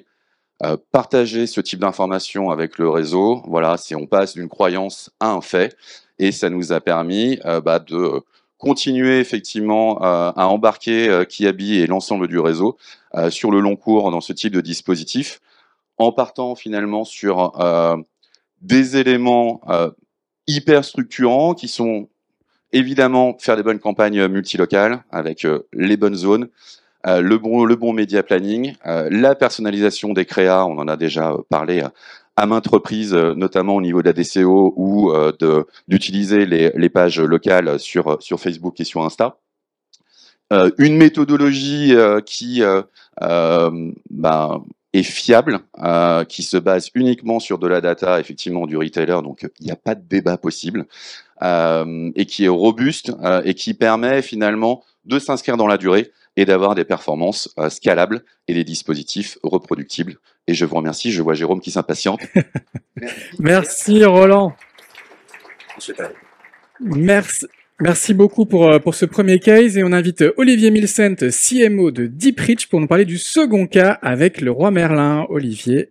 Bonjour à tous. Alors on C'est va à rester toi. à Lille, dans l'univers Mullier, avec un cas, le roi Merlin. Alors moi, ce que je voulais vous montrer aujourd'hui, c'était un peu l'envers du décor, c'est-à-dire là, on a vu des chiffres super intéressants sur les résultats d'une campagne et comment on planifie une campagne. Moi, je voulais vous montrer comment ça fonctionne opérationnellement, parce que c'est toujours la difficulté quand on veut faire du multilocal, c'est par où on s'y prend. Donc, je ne vais pas vous faire le brief de Leroy Merlin, l'une des marques préférées des Français. Moi, ce que je trouve très intéressant avec l'équipe Leroy Merlin, c'est que c'est depuis toujours une des plus pionnières sur le Drive to Store, avec une vraie équipe d'animation de marketing local. Et donc, nous, on travaille avec eux depuis plusieurs années sur la capacité de faire quelque chose de particulier, c'est de laisser la main aux magasins d'opérer et de commander directement leur propre campagne locale. Donc, en fait, ce qui se passe, c'est que le siège et son agence préparent leur plan d'activation commerciale sur l'année, qui peuvent être définis soit annuellement, soit mensuellement, ça change un peu tous les mois. Et les campagnes peuvent répondre à des besoins particuliers. Aujourd'hui, on a beaucoup parlé de trafic en magasin, mais je reprends ce qu'avait dit Raphaël de Meta en début de présentation. On a aussi beaucoup de campagnes qui sont uniquement des campagnes de notoriété. Et on pense que c'est très important aussi que le magasin soit capable de réfléchir en termes d'impression et en termes de branding local. Et on a aussi des campagnes dont le but, c'est d'envoyer des gens sur le site internet et de faire de la conversion sur le site web. Donc, quand on parle de multilocal, il faut décloisonner ça de la logique purement drive to store. C'est aussi quelque chose de plus global et c'est, comme on l'a dit avant, c'est vraiment travailler les campagnes au niveau de chaque magasin. Et donc, l'idée avec Leroy Merlin, c'est que chaque magasin va pouvoir accéder à une marketplace de campagne, donc des campagnes qui sont prédéfinies en amont par le siège et son agence, qui vont pouvoir acheter directement, suivre les résultats en temps réel et surtout, très important, assurer la facturation au niveau du magasin. Parce que l'enfer pour un siège, c'est quand il doit se taper toutes les factures qui arrivent de tous les magasins avec tous les problèmes. Je vois que ça sourit, on a tous vécu ça. Et donc être capable de faire en sorte que le magasin commande directement et gère sa facturation, c'est hyper important. Donc au total, aujourd'hui, avec Leroy Merlin, c'est quasiment 300 campagnes par mois. Je crois que le mois dernier, on a dû en faire 700. Et c'est aussi la capacité du siège d'opérer ses propres campagnes s'ils veulent donner à un moment un coup de boost eux-mêmes au niveau du siège par le magasin. Donc comment ça se passe? Je vous montre l'envers du décor, je ouvre le capot un peu. Ça commence toujours comme ça, c'est-à-dire que ce que voit un magasin, donc là je suis le magasin, je crois que j'ai pris l'exemple du Mans, il voit déjà la concurrence autour de son magasin et ils ont déjà des premiers indicateurs, même en termes d'organique, pour savoir comment le paid peut venir en complément des faiblesses de l'organique à un moment T. Ensuite, ce qui se passe, c'est que le magasin va avoir, ce que vous voyez ici, un ensemble de campagnes qui sont déjà pré-packagées par le siège, qui sont déjà complètement segmentées par rapport à ses propres besoins. Donc, on n'aura pas les mêmes packs pour un Leroy Merlin en périphérie, en centre-ville ou en région. On n'aura pas les mêmes packs selon les types de produits, si on est dans le nord ou dans le sud, parce qu'on n'achète pas la même chose au même moment. Donc, tout ce travail de segmentation de magasins, il est hyper important pour tous les retailers, pour faire en sorte que ce qui est proposé, ce qui est activé, ça correspond précisément au magasin, parce que le magasin, il n'est pas technique, il n'est pas digital, donc il faut lui prémâcher son travail au maximum. Après, ce qui se passe, c'est qu'il a besoin de voir ce qu'il va acheter. Et notamment, la composante hyper importante, c'est aussi de personnaliser les campagnes par rapport soit à un flux produit, soit une actualité du magasin. Donc, il faut que les campagnes puissent s'adapter au contexte local. Ensuite, la zone de géolocalisation. Là aussi, on peut avoir des besoins différents. Si on fait la même zone pour l'ensemble des magasins, Leroy Merlin, ça ne leur convient pas assez. Ce qu'il leur fallait, c'est une zone purement drive to store qui est dédoublée avec les autres magasins. Donc là, je suis sur la zone du Mans. On est sur de l'isochronie à 40 minutes maximum du centre Leroy Merlin. Et on va avoir d'autres zones qui vont être des zones plutôt de livraison par Internet, où là, la zone va être un petit peu différente selon d'autres critères. Donc cette capacité de mixer pour un même point de vente différentes zones de géociblage, c'est aussi quelque chose qui est très important quand on active un certain nombre de magasins. Ensuite, ce qui est important pour les magasins, c'est ce que voulait Leroy Merlin, c'est de donner le choix à leurs magasins de gérer leur pression publicitaire. Alors, on ne les laisse pas faire n'importe quoi, mais on leur donne différents budgets. Et c'est à eux de choisir quel est l'investissement qu'ils vont vouloir mettre dedans et de voir ce que ça va générer en termes d'impression. Donc ça, tout de suite, c'est concret pour le magasin. Et s'il se dit, non, moi, je veux vraiment donner un coup de boost parce que là, j'ai une promotion sur les barbecues et je veux vraiment mettre le paquet, c'est le magasin qui décide de ça. Et ensuite, l'intérêt, alors ça, on n'en a pas parlé aujourd'hui, mais moi, je trouve que c'est systématiquement dans toutes les conversations hyper intéressant, c'est que quand on fait du drive-to-store ou du multilocal, on permet aux magasins d'apprendre énormément de choses sur leur clientèle et plutôt sur leurs prospects. Donc pour repartir sur ce qu'on disait tout à l'heure sur la digitalisation de catalogue, quand on duplique un catalogue, en fait, on duplique déjà une clientèle qui est captive, qui est déjà intéressée par vos promotions. Mais comment on fait pour les 70% qui ne sont pas captives?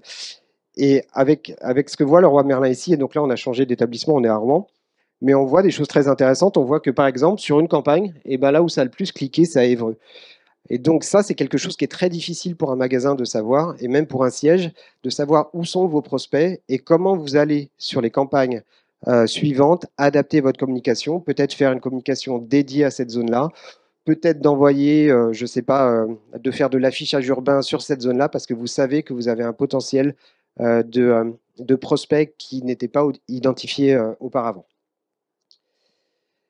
Ce qui est très intéressant aussi, c'est que Leroy Merlin peut voir les meilleurs créas. Donc ça, c'est hyper utile pour ses équipes, mais aussi pour son agence, de savoir ce qui a cliqué, ce qui a imprimé le plus ou ce qui a converti le plus selon les différents réseaux. Là, on voit un exemple sur une campagne méta sur différents formats avec différents visuels. Et là, ça permet aussi, au long cours, d'améliorer en continu la qualité de ces campagnes. Et puis, le siège voit aussi plein de choses. Là, vous avez vu un reporting qui était le reporting que voyait le magasin, mais il y a aussi toute l'équipe du siège de Leroy Merlin qui a la vue globale de l'ensemble de son réseau. Donc, les 144 magasins sont intégrés. Et ils peuvent voir par campagne, par type de stratégie ou sur une durée particulière, quels sont les magasins qui ont le plus joué le jeu et ont pris en main la capacité de commander eux-mêmes leur campagne locale. Comment s'est comportée la performance, que ce soit en CPM, en CPC ou on peut le faire en conversion. Quelles sont les activités récentes. Donc cette logique est hyper importante pour être capable d'onboarder le réseau. Et ça, on le sait quand on fait du multilocal.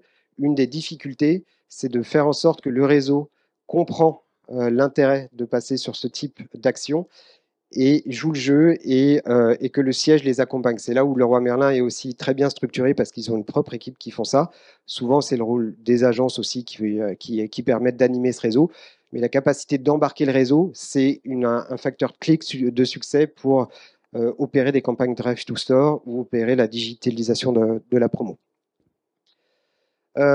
Donc voilà, pour résumer sur ce cas-là, on aurait bien aimé avoir Leroy Merlin, mais c'est toujours difficile de les faire déplacer de Lille, surtout que c'était un peu dernière minute. Mais c'est un cas super intéressant parce que les managers locaux sont impliqués, et moi je pense que c'est une grosse partie de l'avenir de Drive to Store, c'est de faire en sorte que les magasins jouent le jeu, et que le siège soit là pour contrôler, au global, le siège ou son agence, de s'éviter le calvaire des factures. Quand on fait 300 campagnes par mois, il ne faut pas que le siège ait à gérer ce genre de problème, d'avoir un reporting en temps réel pour adapter ces campagnes au fur et à mesure et avoir une transparence des achats médias, c'est-à-dire être capable de passer d'un média à l'autre. Aujourd'hui, on fait beaucoup de méta, beaucoup de Google. Demain, TikTok prendra le pas. Enfin, on ne sait pas ce qui va arriver. Le retail média, il faut pouvoir s'adapter et proposer le meilleur mix média pour chacun des magasins et chacun des réseaux. Et voilà, je termine là-dessus. Merci beaucoup. Merci Olivier. Merci. On va donc clôturer ce deuxième chapitre consacré au multilocal et ouvrir le troisième volet sur la mesure du Drive to Store. Et j'invite Marien Lavoire, Product Manager chez 366, à me rejoindre. Il est déjà là, bonjour, et on va découvrir en quelques éléments le guide de la mesure Drive to Store. Merci Jérôme, bonjour à tous, merci à l'Alliance Digitale évidemment de nous accueillir sur cet événement. Donc je suis là pour vous présenter le guide de la mesure Drive to Store. Donc je voudrais remercier évidemment toutes les personnes qui ont participé au sein de ce GT à son élaboration. Je n'en suis que le porte-parole que je vais essayer de retranscrire assez fidèlement. Et merci à Pierre Moustrou pour ses questions sur la mesure. On a un guide pour ça justement, je cherchais une introduction. Donc voilà, Pierre, sache qu'il y a un guide maintenant qui est sorti sur la mesure Drive to Store et voilà, le but c'est d'essayer d'apporter toutes les réponses que beaucoup de gens se posent, nous posent encore aujourd'hui. Donc c'est à ça que ça va servir. Merci Louise. Alors l'idée, le contexte de création, je ne repasse pas dessus, mais le plus important pour nous c'était d'avoir une dimension de représentativité, c'est-à-dire d'avoir les principaux acteurs de la mesure Drive to Store du marché. Donc c'est ce qui est le cas aujourd'hui. Hein. On a évidemment la plupart des mesureurs, ce qu'on appelle les tiers de confiance, les Keros, AdSquare, Smart Traffic, Retency, ont participé à ce groupe de travail. Mais aussi des solutions type Mob Success qu'on a vu précédemment ou Adot.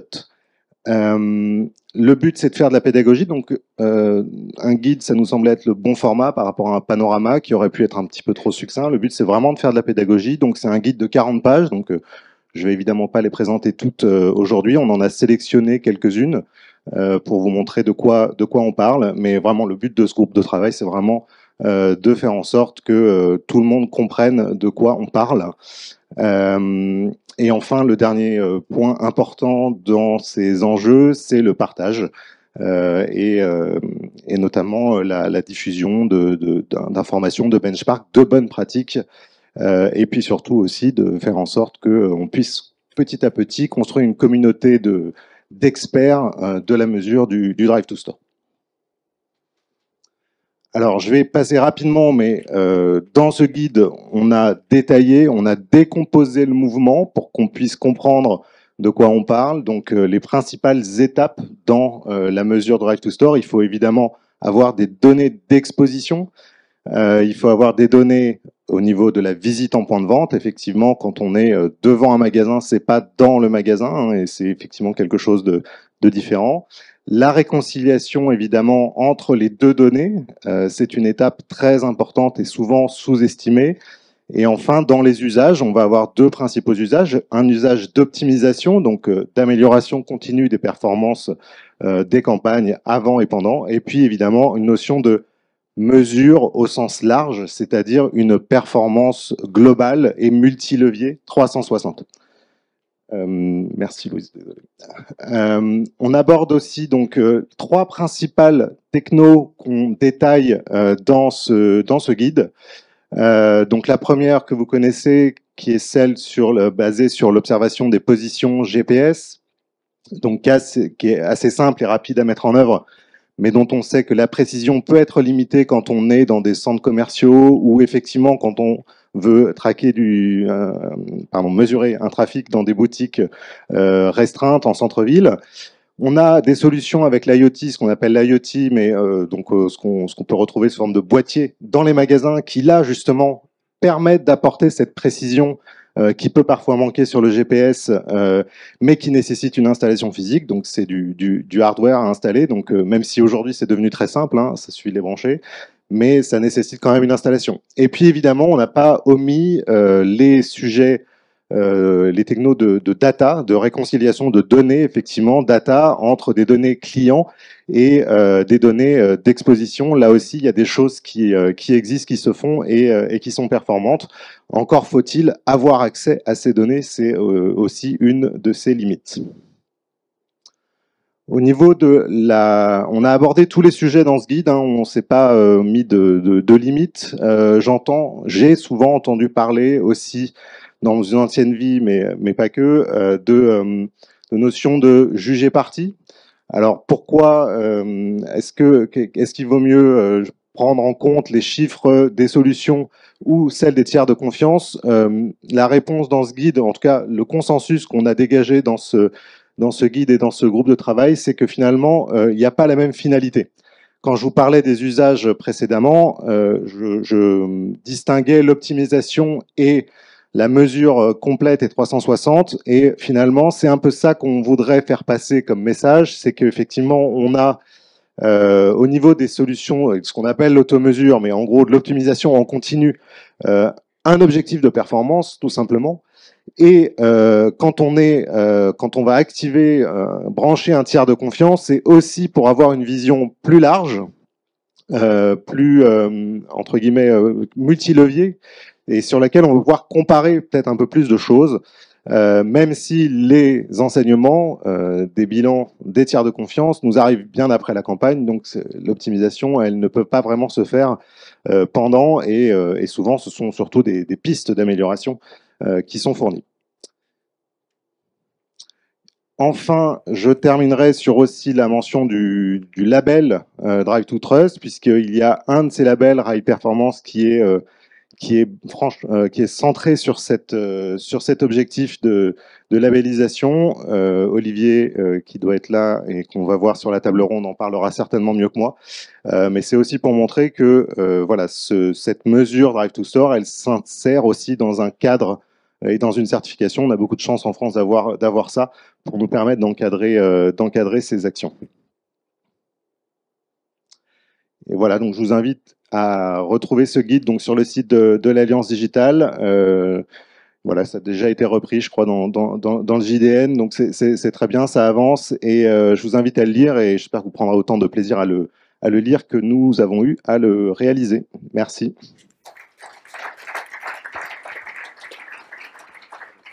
Merci Marien. Tu peux garder ton micro puisque tu vas participer à la table ronde avec nous. Je le garde. Et on invite également Olivier et Romain à nous rejoindre sur scène. On peut les applaudir. Bonjour à tous les trois. On va démarrer par un petit tour de présentation. Marien, on va changer de casquette de responsable de GT et revenir à celle de Product Manager de 366. 366, c'est la régie historique des acteurs de la PQR. Alors c'est la régie experte des territoires, et donc c'est 366, c'est un hub aujourd'hui qui permet de toucher plus de 20 millions de personnes par jour. On n'est pas trop loin de méta, du coup, 20 millions, c'est quand même pas mal. Via l'ensemble de ces assets, évidemment print, mais aussi digitaux télé. Voilà. Donc un acteur évidemment incontournable sur ces sujets-là.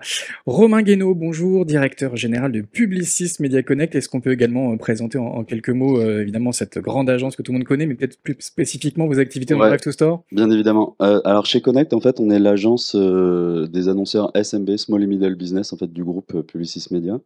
Donc on gère ces annonceurs du branding jusqu'à des finalités plutôt d'acquisition, qu'elles soient physiques justement ou digitales. Et à côté de ça, moi je porte aussi toute l'activité d'expertise locale et du coup également géomarketing, en fait, ce qui rentre dans le champ de compétences effectivement de tout le Drive to Store. On peut citer quelques références? On travaille beaucoup avec la GSA, avec la GSS et notamment avec ceux qui nous accueillent aujourd'hui, que sont Unibail Rodamco Westfield. Très bien.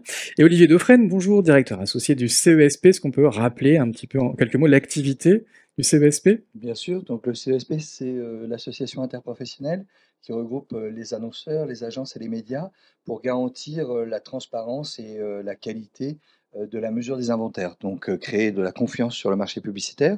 Donc on audite évidemment tous les ans les études d'audience de référence produites par Médiamétrie, Kantar et Ipsos, et avec la Marketing Mobile Association et maintenant l'Alliance, on a mis en place il y a un certain temps une certification du Drive to Store, et là on travaille sur une certification du Retail Media.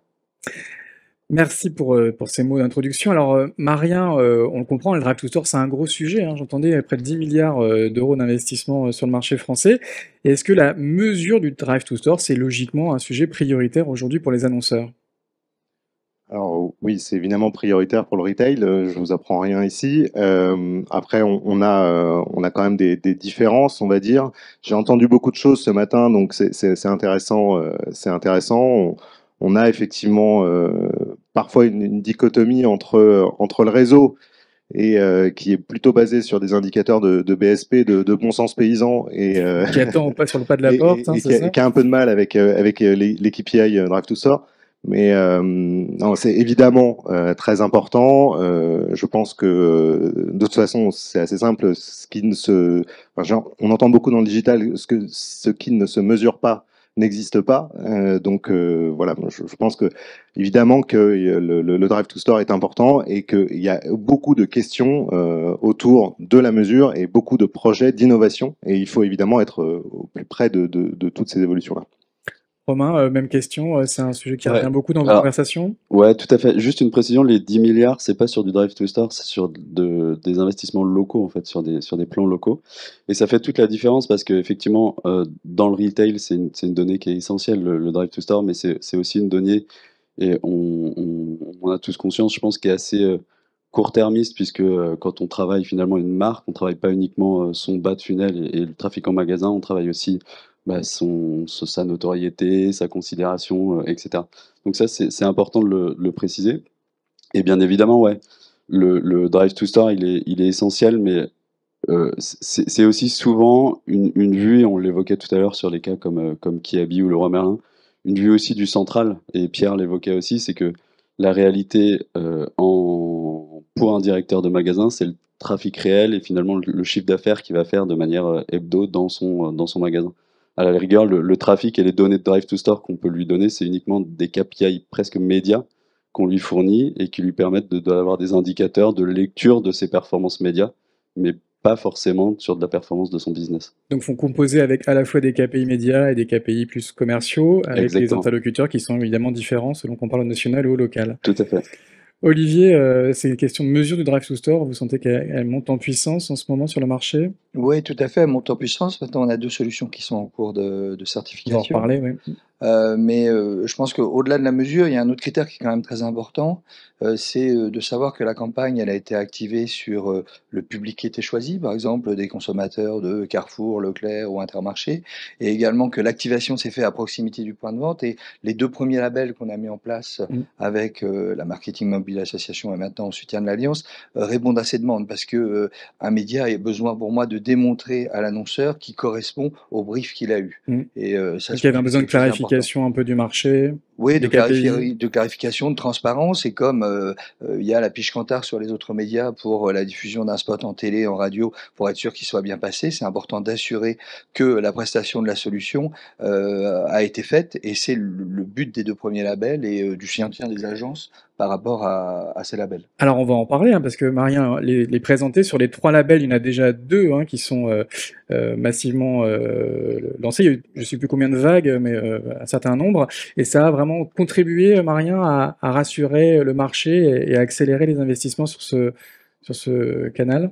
Alors j'imagine, moi j'ai quand même un message à faire passer, c'est que ce qu'on voit, c'est qu'aujourd'hui ces labels, ils sont essentiellement construits autour du monde applicatif et du contrôle effectivement de la géolocalisation du monde applicatif. Je pense qu'il y a beaucoup de on aurait beaucoup de choses à aussi apporter, parce qu'on voit dans ce guide qu'il y a énormément de leviers qui permettent de générer du trafic en point de vente. Donc il faudrait que ce label s'étende aussi au contrôle notamment, je pense, de la géolocalisation de l'open web, ce qui serait grandement intéressant pour les annonceurs, pour avoir beaucoup plus de reach. Mais c'est vrai que c'était des labels qui étaient nés au sein de la Mobile Marketing Association, avec beaucoup d'acteurs effectivement in-app. Chez Publicis, c'est des labels qui vous ont aidé également à rassurer les annonceurs? Ouais, alors déjà, nous rassurer, nous, c'est-à-dire que en fait, je pense qu'il y a une pédagogie marché qui est encore à construire. C'est-à-dire que pour les annonceurs, ces labels ne leur parlent pas forcément directement, en fait. Et en fait, nous, il nous a permis déjà, effectivement, tout le travail de la MA et du CESP nous a permis de réguler un marché qui partait vraiment dans tous les sens. Et ce qui est intéressant, c'est que ça permet quand même d'apporter une certification méthodologique sur des acteurs qui sont pléthores, on l'a vu, et qui ont tous des technos et des approches et des méthodos différentes. Donc leurs méthodologies sont certifiées, donc ça permet d'avoir un gage quand même de qualité et un gage d'une certaine transparence sur les données qui nous remontent. Mais Cette hétérogénéité, il faut l'avoir en tête, elle existe quand même toujours. C'est pas parce qu'il y a un label qu'il y a une régulation en fait du marché.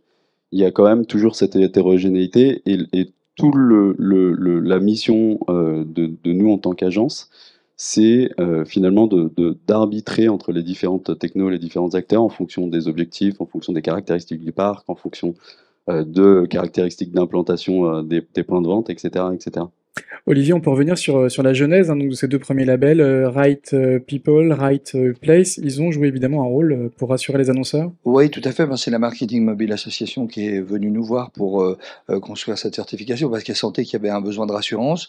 2020, c'était aussi le contexte de certaines remises au pas de la CNIL. Donc, il y avait besoin de clarifier des choses et on a travaillé avec les agences de la MMA pour construire cette certification.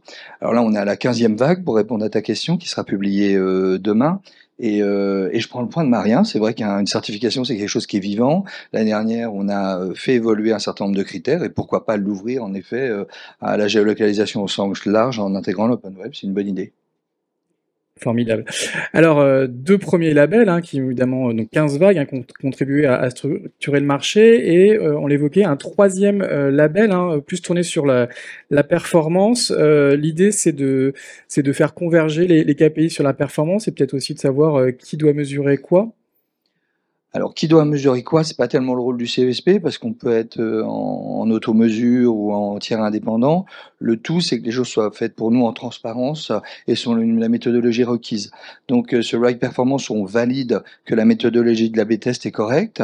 C'est pas facile sur du Drive to Store parce qu'on a peu d'indicateurs finalement pour apparier les consommateurs. Mais bon, là, j'ai bon espoir que les solutions qui sont en cours de certification le soient et que ça crée une dynamique sur les autres puisque c'était la demande à l'origine de la Mobile Marketing Association de certifier la mesure. Donc on a été étape par étape par rapport à d'autres certifications, mais c'est vrai que c'est là où il y a en effet une demande encore forte du côté des annonceurs.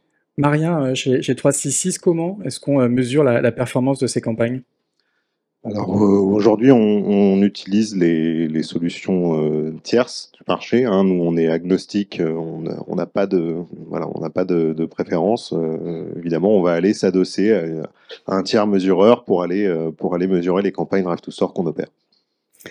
Très bien. Chez Publicis également, votre philosophie, c'est quoi? La philosophie chez Publicis de la mesure de performance, en fait, elle s'envisage sur du full funnel. C'est-à-dire que la performance, si on la prend au sens Drive to Store du terme, c'est une approche qui est assez court-termiste parce que généralement elle est focalisée sur une seule campagne.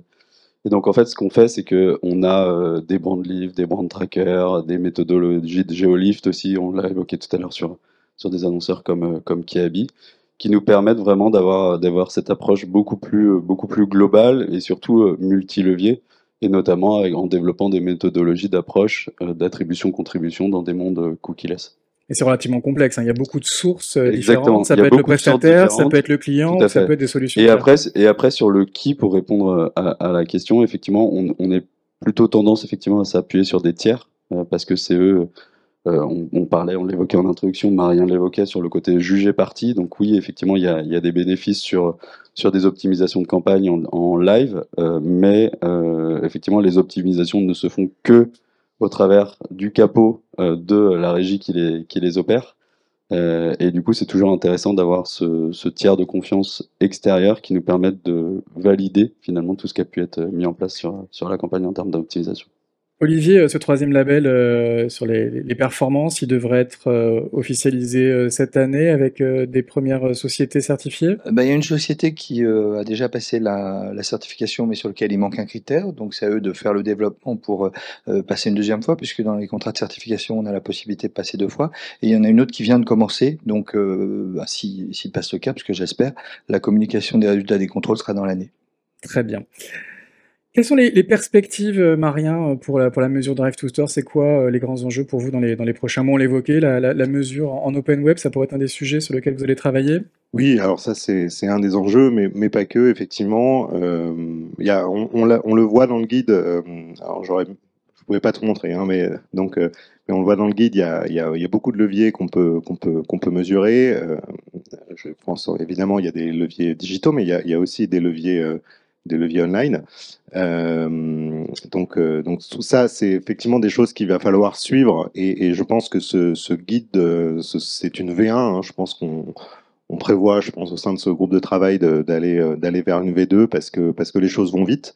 Évidemment, il faut aussi garder du coin de l'œil les évolutions technologiques et les grandes annonces de certains acteurs sur les cookies, etc. Même si, en l'occurrence, le cookie n'est pas forcément le sujet là en Drive to Store.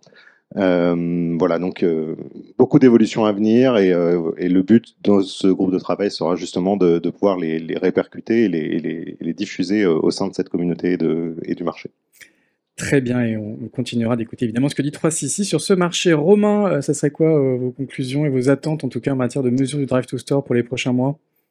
Je pense qu'il y a plusieurs sujets. Il y a déjà effectivement le sujet de la régulation, c'est-à-dire qu'on a encore une fois on a plein d'acteurs et on a une vraie hétérogénéité dans les méthodologies et dans les comparaisons finalement de ce qu'on peut obtenir sur du constaté d'un acteur finalement mobile Drive to Store avec ce qui peut se constater aussi en réel finalement au niveau des portiques magasins, etc. Donc continuer à homogénéiser. Donc continuer à homogénéiser et que le marché pousse finalement à tendre vers une certaine similitude en tout cas entre les données qui en sortent.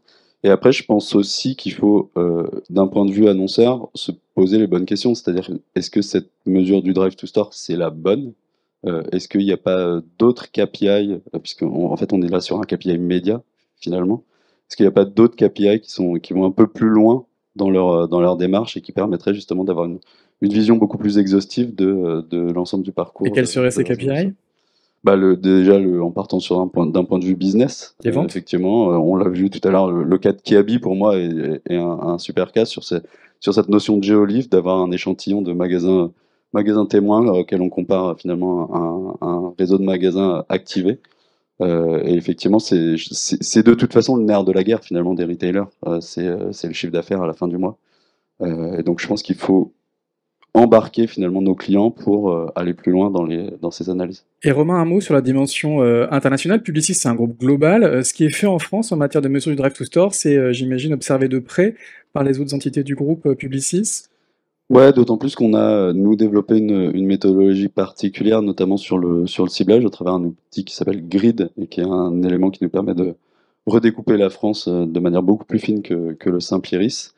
Donc ça, c'est très regardé. Et après, la difficulté de cette dimension finalement à l'international, c'est également la présence finalement tout simplement de ces acteurs dans d'autres pays et la législation et la réglementation aussi de ces pays sur la data qu'on peut exploiter. Très bien. Merci en tout cas. Olivier, également un mot de conclusion. 3 labels qui sont lancés sur le marché français. Je crois qu'il y a aussi un sujet pour le CESP qui est d'internationaliser cette labellisation. En effet, oui, c'est une problématique qui intéresse d'autres pays et les acteurs qui nous accompagnent en France nous sollicitent également pour passer les frontières. Donc là, on est en pourparlers pour commencer avec la Belgique et l'Espagne où on pourrait internationaliser le label assez rapidement. Et la France, en tout cas, est observée comme un pays pionnier sur ces sujets? Oui, quand on échange avec nos interlocuteurs dans les autres pays, ils trouvent qu'en effet, c'est une avancée assez nette pour la confiance pour les marchés sur l'activation et la qualité des inventaires, voire la mesure avec les premières solutions certifiées, c'est clair. D'accord, donc ça va contribuer aussi à internationaliser ces solutions qui vont pouvoir séduire au-delà de nos frontières. Merci en tout cas, Marien, Romain et Olivier, pour ces témoignages. On peut les applaudir. Merci.